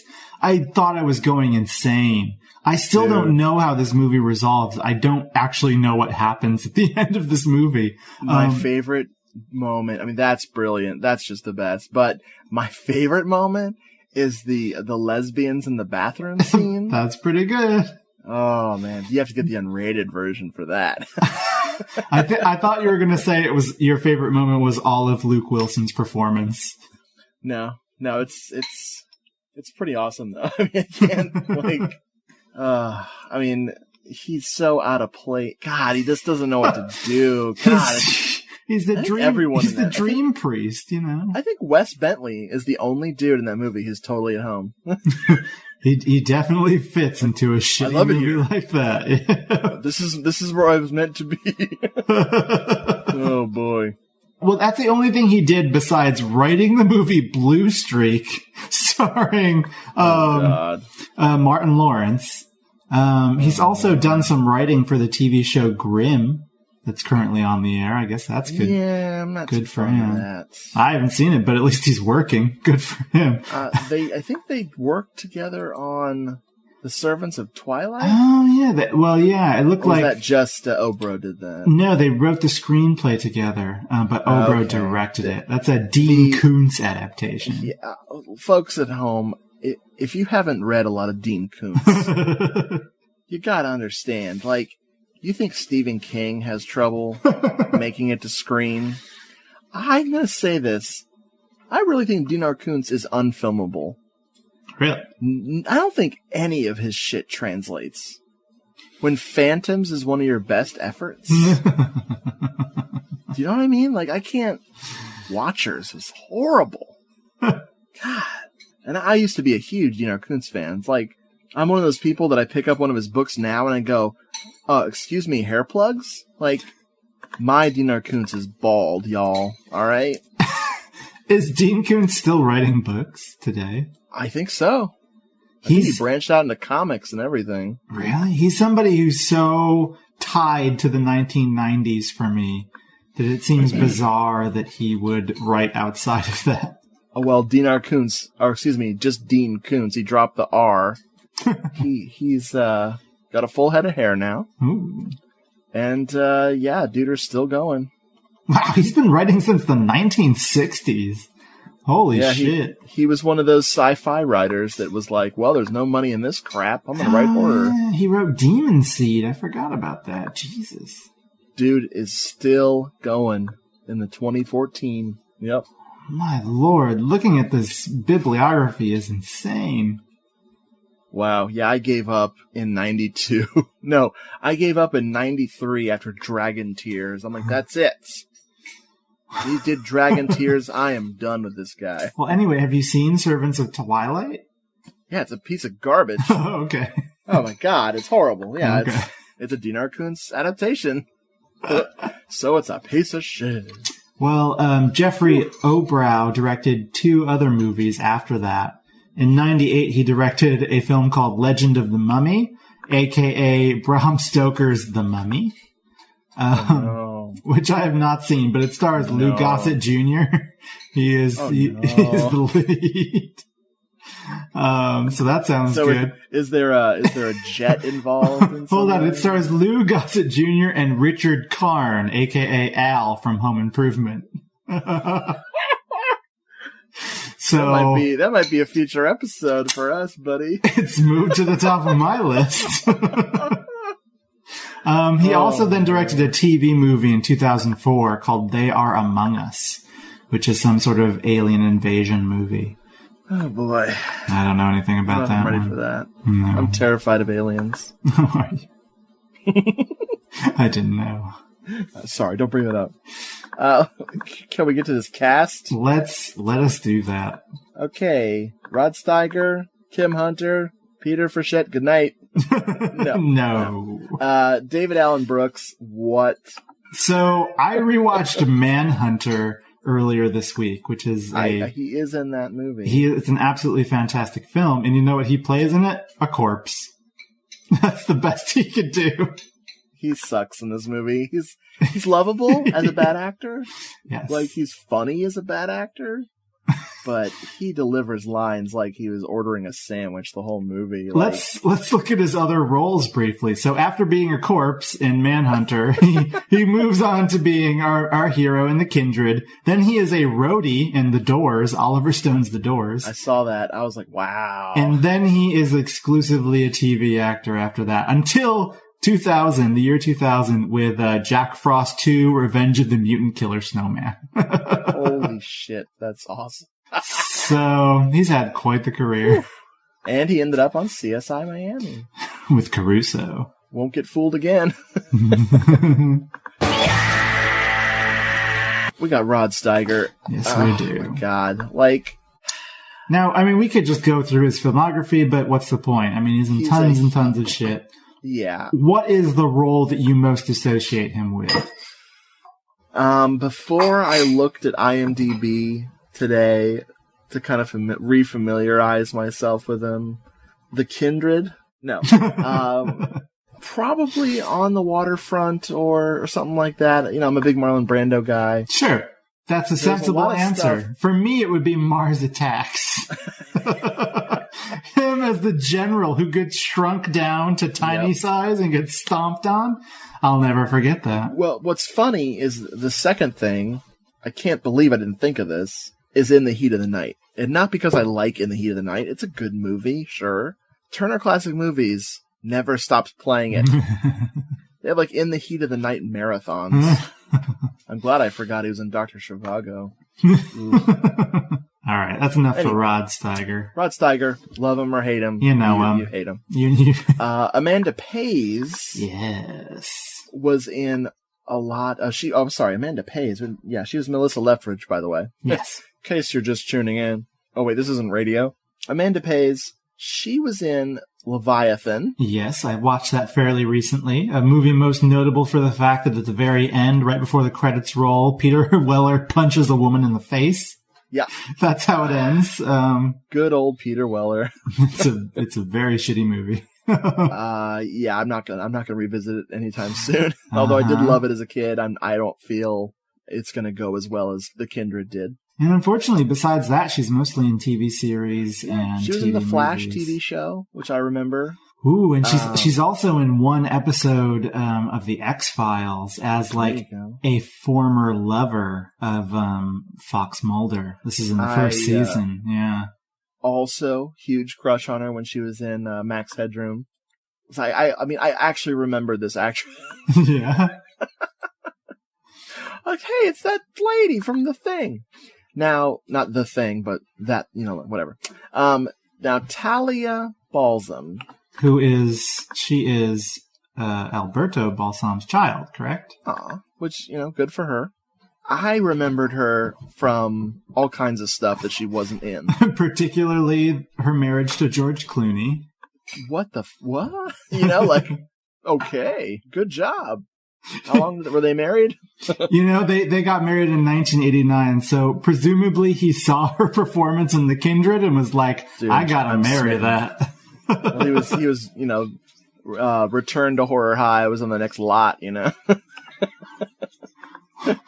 But she was in a very disappointing horror movie from my childhood. Wait, I have to correct myself. I said that she was the child of Alberto Balsam. She's the child of Martin Balsam. I was trying to figure out who Alberto Balsam was. I didn't want to say anything because I was going to feel stupid. I think Alberto Balsam is an Aphex Twin song.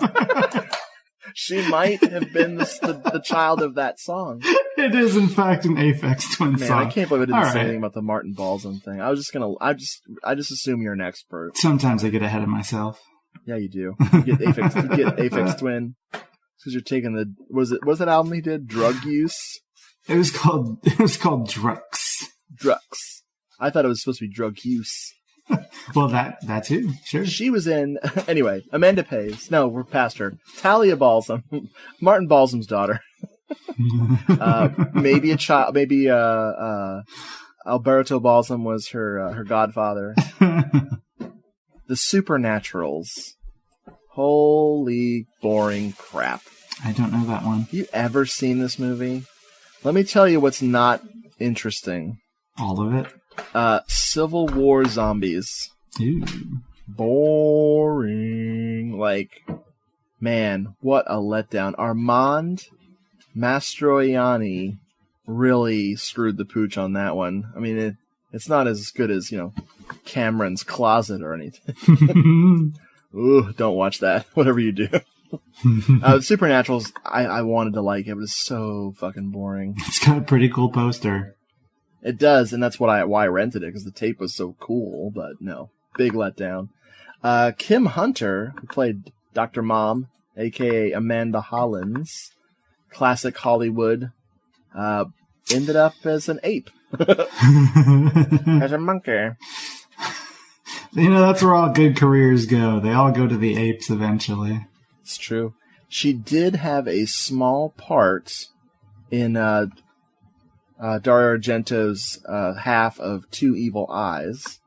Okay. I think she might have been the neighbor's wife. She might have been Martin Balsam's wife, actually. Wow, that would be weird. She was she was in another horror movie called Dark August. I have fucking seen that. And you can read the review at doomedmoviethon.com. Secret plug. I sought that movie out because it was a 1976 movie, and I'm obsessed with horror movies that came out the year I was born. And Dark August is definitely a movie that was made. Ooh. Man, it's more 76 than you can handle. It has like relationship problems and mysticism and a demon that never really shows itself. Those were big problems in 76, yeah. Yeah, I don't want to watch that again. It's a little slow. Dr. Hart, played by Timothy Gibbs. This guy, most likely to look totally different now. His IMDb picture is foxy. Well, he's a good-looking dude. That's one way of saying it. Sure, yeah, he looks fine. Being on Another World does that to people. There's one of his IMDb photos is him in a giant neck brace with a grievous head wound. So apparently, and he's also intubated. So I guess he spends a lot of his time acting in a hospital. Which is where he ends up. Yeah. He learned everything from the Kindred. Made a career out of it. Peter Frechette played Dr. Brad Baxter. A.K.A. MVP. Best frickin' character in the movie. Mm-hmm. Easily. Stealing the show. This dude, my wife and I know him well from Grease 2. Who does he play in Grease 2? Louis DeMucky. He was the guy who tries to seduce his girlfriend by taking her down to the air raid shelter and having his buddies ring the siren so they think a nuclear war is coming so they can sleep together. Nice. It's brilliant. He's also in The Hills Have Eyes Part 2. That's probably where I recognize him from. God. Man, I need to revisit that. I've heard mixed things about that movie. He's also in The Unholy from 1988. How is The Unholy? I tried to watch that as a kid, and I never could get through it. I don't know. I haven't seen it. I picked it up on this this multi-pack with 8 films on it. With Ghoulies Go to College, right? Yes, they do. which is the worst Ghoulies film of the 4. See, I'm always about part 1, and people are like, part 1 isn't. Part 1 is really silly. I love part 1. I still love it. Part 2 is the one I rewatched multiple times as a child, but part 1 is pretty bizarre. It's very strange, and I'm obsessed with it. I love that movie. Wish people would stop dissing it. Okay. Julia Montgomery played Cindy, Dr. Cindy Russell, I felt like such a dumbass. Yeah, she's pretty prominent. I kept watching this movie going, I know her, I know her, I know her, I know her, I know her. What the... I was very embarrassed when I looked and saw that not only is she in Girls' Night Out, she's the main girl in Girls' Night Out. It was her night out. Well, there's multiple boys and girls who have a night out. I love Girls' Night Out. Why did I not remember her? I think she's more notable for being in Revenge of the Nerds. she's like the lead girl in that film. I'll never want to see that again. Well, she's still notable. Yeah, it's true. No, it's notable, but I'm just saying, you want to talk about traumatizing things I watched with my parents? Just when they're like, like they're looking at the girls' pies, as they called them in the movies. And they're showing all these women's vaginas with lots of, 80s hair. I need to go to therapy because my parents were there, like, honey, don't look at the screen. God. Also interesting about Julia Montgomery's credits, she starred as secretary in Stop or My Mom Will Shoot with Sylvester Stallone and Estelle Getty. Wow. Oh, man. And interestingly, she was in an episode of In the Heat of the Night, the TV series. Oh, shit. All this shit's connected. It's all connected. I have an interesting trivia fact about Stop or My Mom Will Shoot. Oh, please tell me. My parents rented that on tape, and we watched it, and we didn't like it. Oh, I watched it within the last year, and I didn't like it. Man, we're like kindred spirits. Get it? Kindred? Ooh. All right, time to talk about Bunky Z. Bunky Z. Now, AKA short-lived, but always fruity, huh? Nell was played by Bunky Jones, or as the credits called her, Bunky Z. All right, do you think that she used Bunky Z as like her professional name? Like that was the name she used for movies she was proud of? Oh my God. Or did she use Bunky Jones for those? I see here that she also used the name in the film Frankenstein General Hospital from 1988. She uses the alias Rabunka Jones. I watched the trailer for Frankenstein General Hospital today, and in order to finish it, I had to slam my fingers in a drawer repeatedly. It's the worst thing I've ever seen. Well, it's another Mark Blankfield monster movie. He was. Have you seen Jekyll and Hyde Together Again? No. Well, I guess like Mark Blankfield was like supposed to be a big comedy star of the 80s. It just never quite panned out. Oh. And he did this wonderful film. By wonderful, I mean it's pretty terrible, called Jekyll and Hyde Together Again, where he plays the reserved Dr. Henry Jekyll, Dr. Daniel Jekyll, who transforms into this Hyde figure who has gigantic like Coolio hair and like a grill and is like vaguely racist. What you described to me is worlds better than the Frankenstein General Hospital trailer I saw. Yeah, so I guess he followed the success of Jekyll and Hyde Together Again with the Frankenstein General Hospital. So Bunky Z was in Grotesque with Linda Blair. Yes, I haven't seen this one. Is it good? Oh, boy. Linda Blair's in it. Yes. That's the only thing I got out of it. Tab Hunter's and of course, in it too. Obviously, I loved Bunky Z, although I didn't know who she was. She was also in Hide and Go Shriek. Yes. Which is, I believe, a slasher you covered on your... I did, yeah, last Halloween, or last October. It's a very homophobic slasher film. One might say. It's not one of the best, that's for sure. But apparently she's in it. I guess she's the... Oh my God, is she the lead? That's what IMDb is sort of implying. Oh, brother! Wow. All right, there you go. She was the lead in Hide and Go Shriek. Yeah. And that was it. I guess she fell off the planet after that. I would too. I would retire my Bunky Z. I actually kind of liked Hide and Go Shriek, if I recall. I don't dislike. I mean, it was definitely. It's not the worst I saw that month. No, no, I don't doubt it. Unlike The Initiation, it didn't use its very similar setting. Yeah. As The Initiation, as well as The Initiation did. It doesn't even use it as well as like Chopping Mall uses its location. Ooh, there you go. That's sad. Yeah. Do we have anybody else we want to talk about in the cast? I mean, they're all pretty marginal people. A lot of people in this damn thing. They're all like orderlies, doctors, more doctors.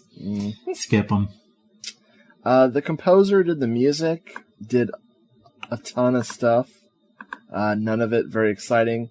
He did do the music for Throw Mama from the Train, so there you go. And Serenity. That's cool. I've never seen that. Not a Firefly guy. I'm not a sci-fi guy very much at all, actually. Now I understand why you dislike this movie. This was hardcore sci-fi. Oh shit! It went way over my head. Kevin Rocky, the Foley artist. I'm just clicking through. I'm just fucking around. No, so yeah, that's our cast and crew. Most of our crew. Man. The set dresser's done some really good work. Really? Yeah, she worked on My Girl and Pacific Heights. Yeah, good stuff. Oh my god, Pacific Heights. Wow. Have you seen that movie? I haven't thought of that. I haven't thought of that since I rented it when I was a young teenage man. I quite like that movie a lot. I think that was my mom rented that. It was on the news shelf. And I was like, oh man, what's his face is a bad guy. Okay, I'm good. Batman's a bad guy. The set dresser, what's her name? Jill Bedford was also a props assistant on Bone Daddy. I know you've seen that one. Oh God. The Rutger Hauer. Seriously bringing my Rutger Hauer Moviethon into this? One day I'd like to duplicate your Rutger Hauer Moviethon. Dude, it seemed like you really enjoyed it. It was wild. There was only one movie that really was the worst thing I've ever seen. That one that had multiple countries had produced it.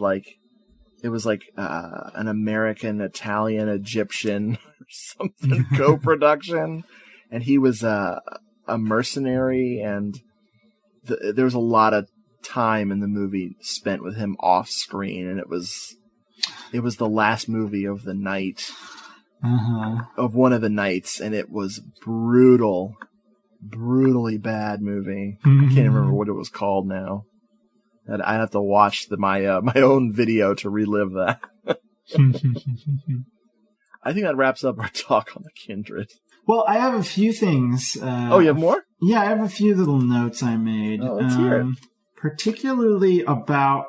I have a note about the actual VHS release that I'm holding in my hands right now. Oh, shit. Let's hear it. So this movie was obviously not very well received by critics at the time. So the only quote that Vestron Video could find to put on the VHS tape was from the New York Times, which is definitely, a place where you'd want, a venue that you would want to have a quote from. It's very substantial. The quote on the box, the back of the box is, quote, "The special effects are gruesome, but if you search for the actual review of the Kindred on the New York Times website, it says, in context, the actual quote is, the special effects are gruesome enough." Wow. That really just... really deflates any sort of compliment. It's not a very flattering review, to say the least. The erection killing right there. Oh, my God. Dude, that's awesome. It's a little Rod bit Steiger shows up to set. Enough. So I have one question for you regarding sort of the themes that we had in this movie. If you would like to answer it for me. I'm ready. That question is, what is your favorite piece of wacky pseudoscience in a horror film? Oh my god. Oh, seriously? Holy shit. After all that I've seen with all those gialli, oh man. I could give you mine so you could think about yours for a moment. Please do. Mine is, without question, the pseudoscience in Horror Express. When this prehistoric alien creature on this train, who's been rampaging around this train, is gunned down. Christopher Lee and Peter Cushing slice open its eyeballs to look at the last images recorded on its cornea. Yep. And what they see is prehistoric Earth. And my god. Not only do they see that, I believe they see multiple images of prehistoric Earth. So this eyeball of the monster was a really good recorder. I love shit like that. Like when it happens in Four Flies on Grey Velvet, it's also pretty good, but it's not quite as good as the absurdity that we see in Horror Express. I know, but dude, that's so awesome though. That's fucking brilliant. Oh god. Jeez. I'm really struggling here. I'm kind of it's a tough one, I know. I'm kind of half cheating a little bit. I think, since I can't remember anything specific from a gialli, because man, it's that whole genre to explain killers' motivations or to explain how they caught somebody, how they got a certain piece of evidence. There's all kinds of shit. Some of my favorite pseudoscience, although I can't remember specifically. Okay. Kiss Me, Monster. Okay. Directed by Jess Franco. The one and only. That whole movie is taped together with pseudoscience. There's some kind of formula that is sought after. I think it turns things to gold. It might be kind of like the oh my god, I almost said Rosetta Stone. It's kind of like the Philosopher's Stone, if you will. But I would need to rewatch a million things. I know there's great pseudoscience in oh god, what is it? Dr. Jekyll versus the Wolfman with Paul Nash. Oh yes, that's all over that movie. But yeah, that's a great question. I don't have anything specific, but I recommend either of those two films to get your pseudoscientifical needs. Nice. Cool. I have a question for you. Oh, okay. Okay, so I had the advantage of this movie since I saw The Kindred as a kid. Is there anything that you remember seeing as a kid that you revisited that was a positive experience? Specifically 80s or early 90s stuff that's obviously in the horror kind of vein. Yeah, absolutely. I guess maybe the top one I can think of would be The Gate. Nice. Yeah, I mean, The Gate was one I definitely watched time and time again as a child. Yes. And I had watched, obviously there were lots of horror movies I watched as a kid, and some of them were disappointing. We were talking earlier about Munchies, and watching that one again was trying to watch that one was slightly disappointing, to say the least. And other films they're still good, but they don't quite hold up. Something like The Monster Squad, another one I, watched repeatedly. It's still good. It's just not quite like I remember it. But The Gate, I feel like, was even better than I remembered it. Wow. Yeah. That's a scary film. It's weird.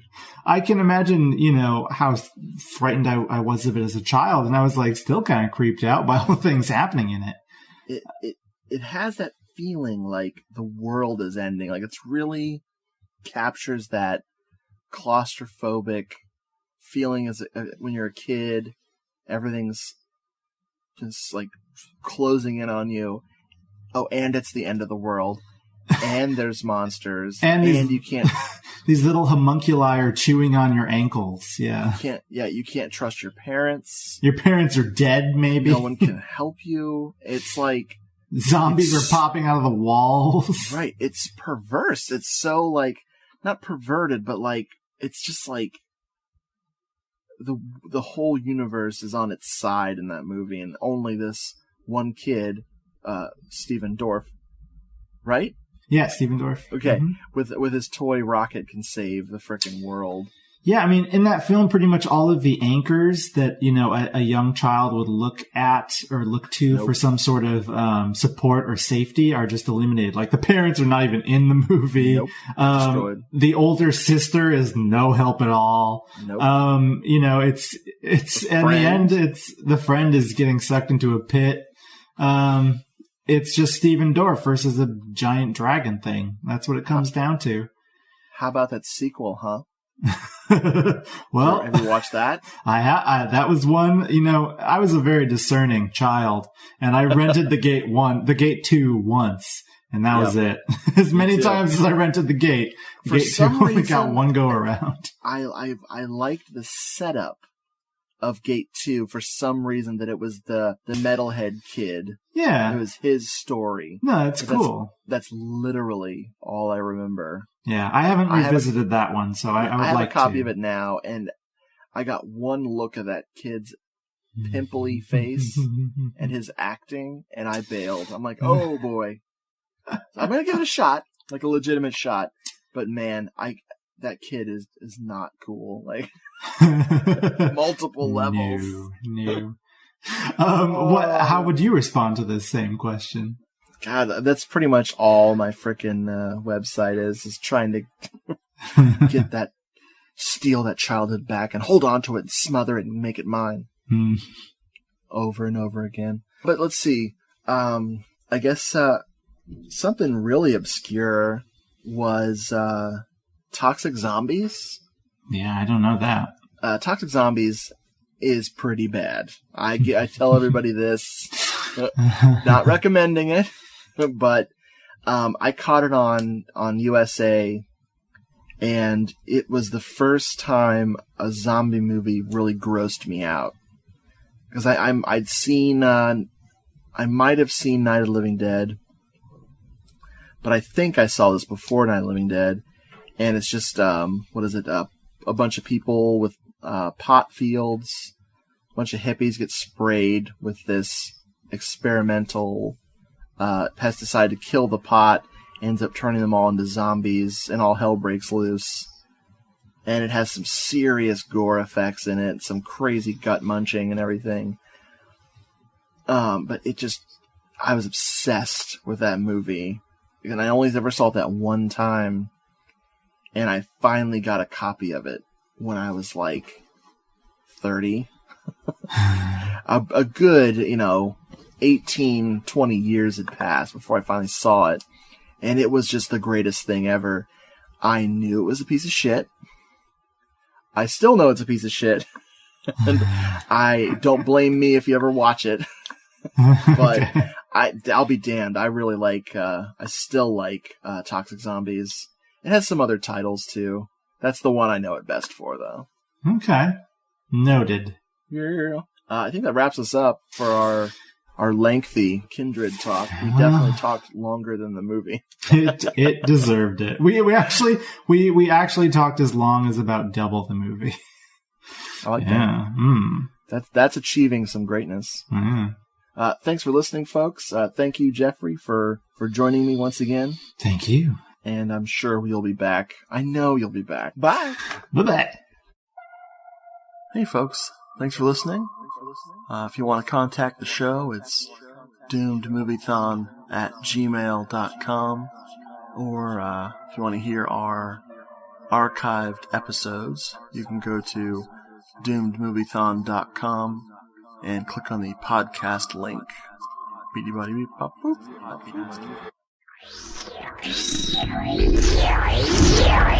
Cinema Inferior.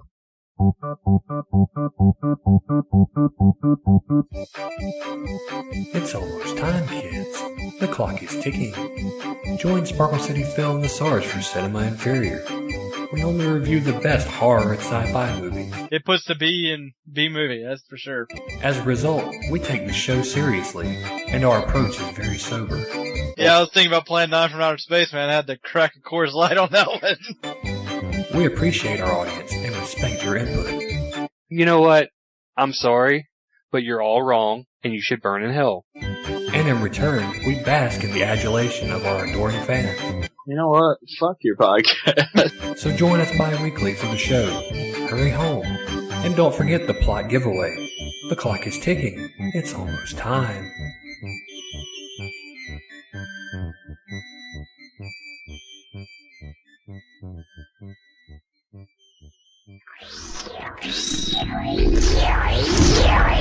Cinema Inferior. Available on Stitcher, iTunes, at cinemainferior.com, and a member of the Tangent Bound Network. Hello, my name is Rod Barnett. I'm Troy Gwynn. And we are your genial co-hosts for NashyCast, the podcast about the films of Paul Naschy. If you don't know who Paul Naschy is, you need to learn. Spanish horror icon, writer, director, actor, makeup artist.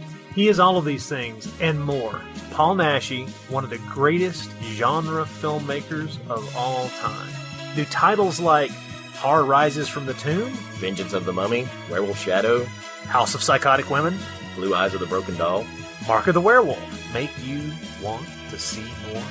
Watch the film, then come hear our stunning, brilliant commentary. Stunning and brilliant. That's us. Think that's too egotistical? Think that sounds silly? Think we come off as assholes? Look, if nothing else, let us tell you this. Blood, nudity, beautiful women, werewolves and turtlenecks. Nipples. Lots of nipples. Both male and female. Yeah. I don't know if anybody's going to want to listen to us after this, man. Find us at The Bloody Pit of Rod, or you can subscribe to us on iTunes. Give us a listen. And if we scare you too much, well, maybe Spanish horror is not your thing. I don't know.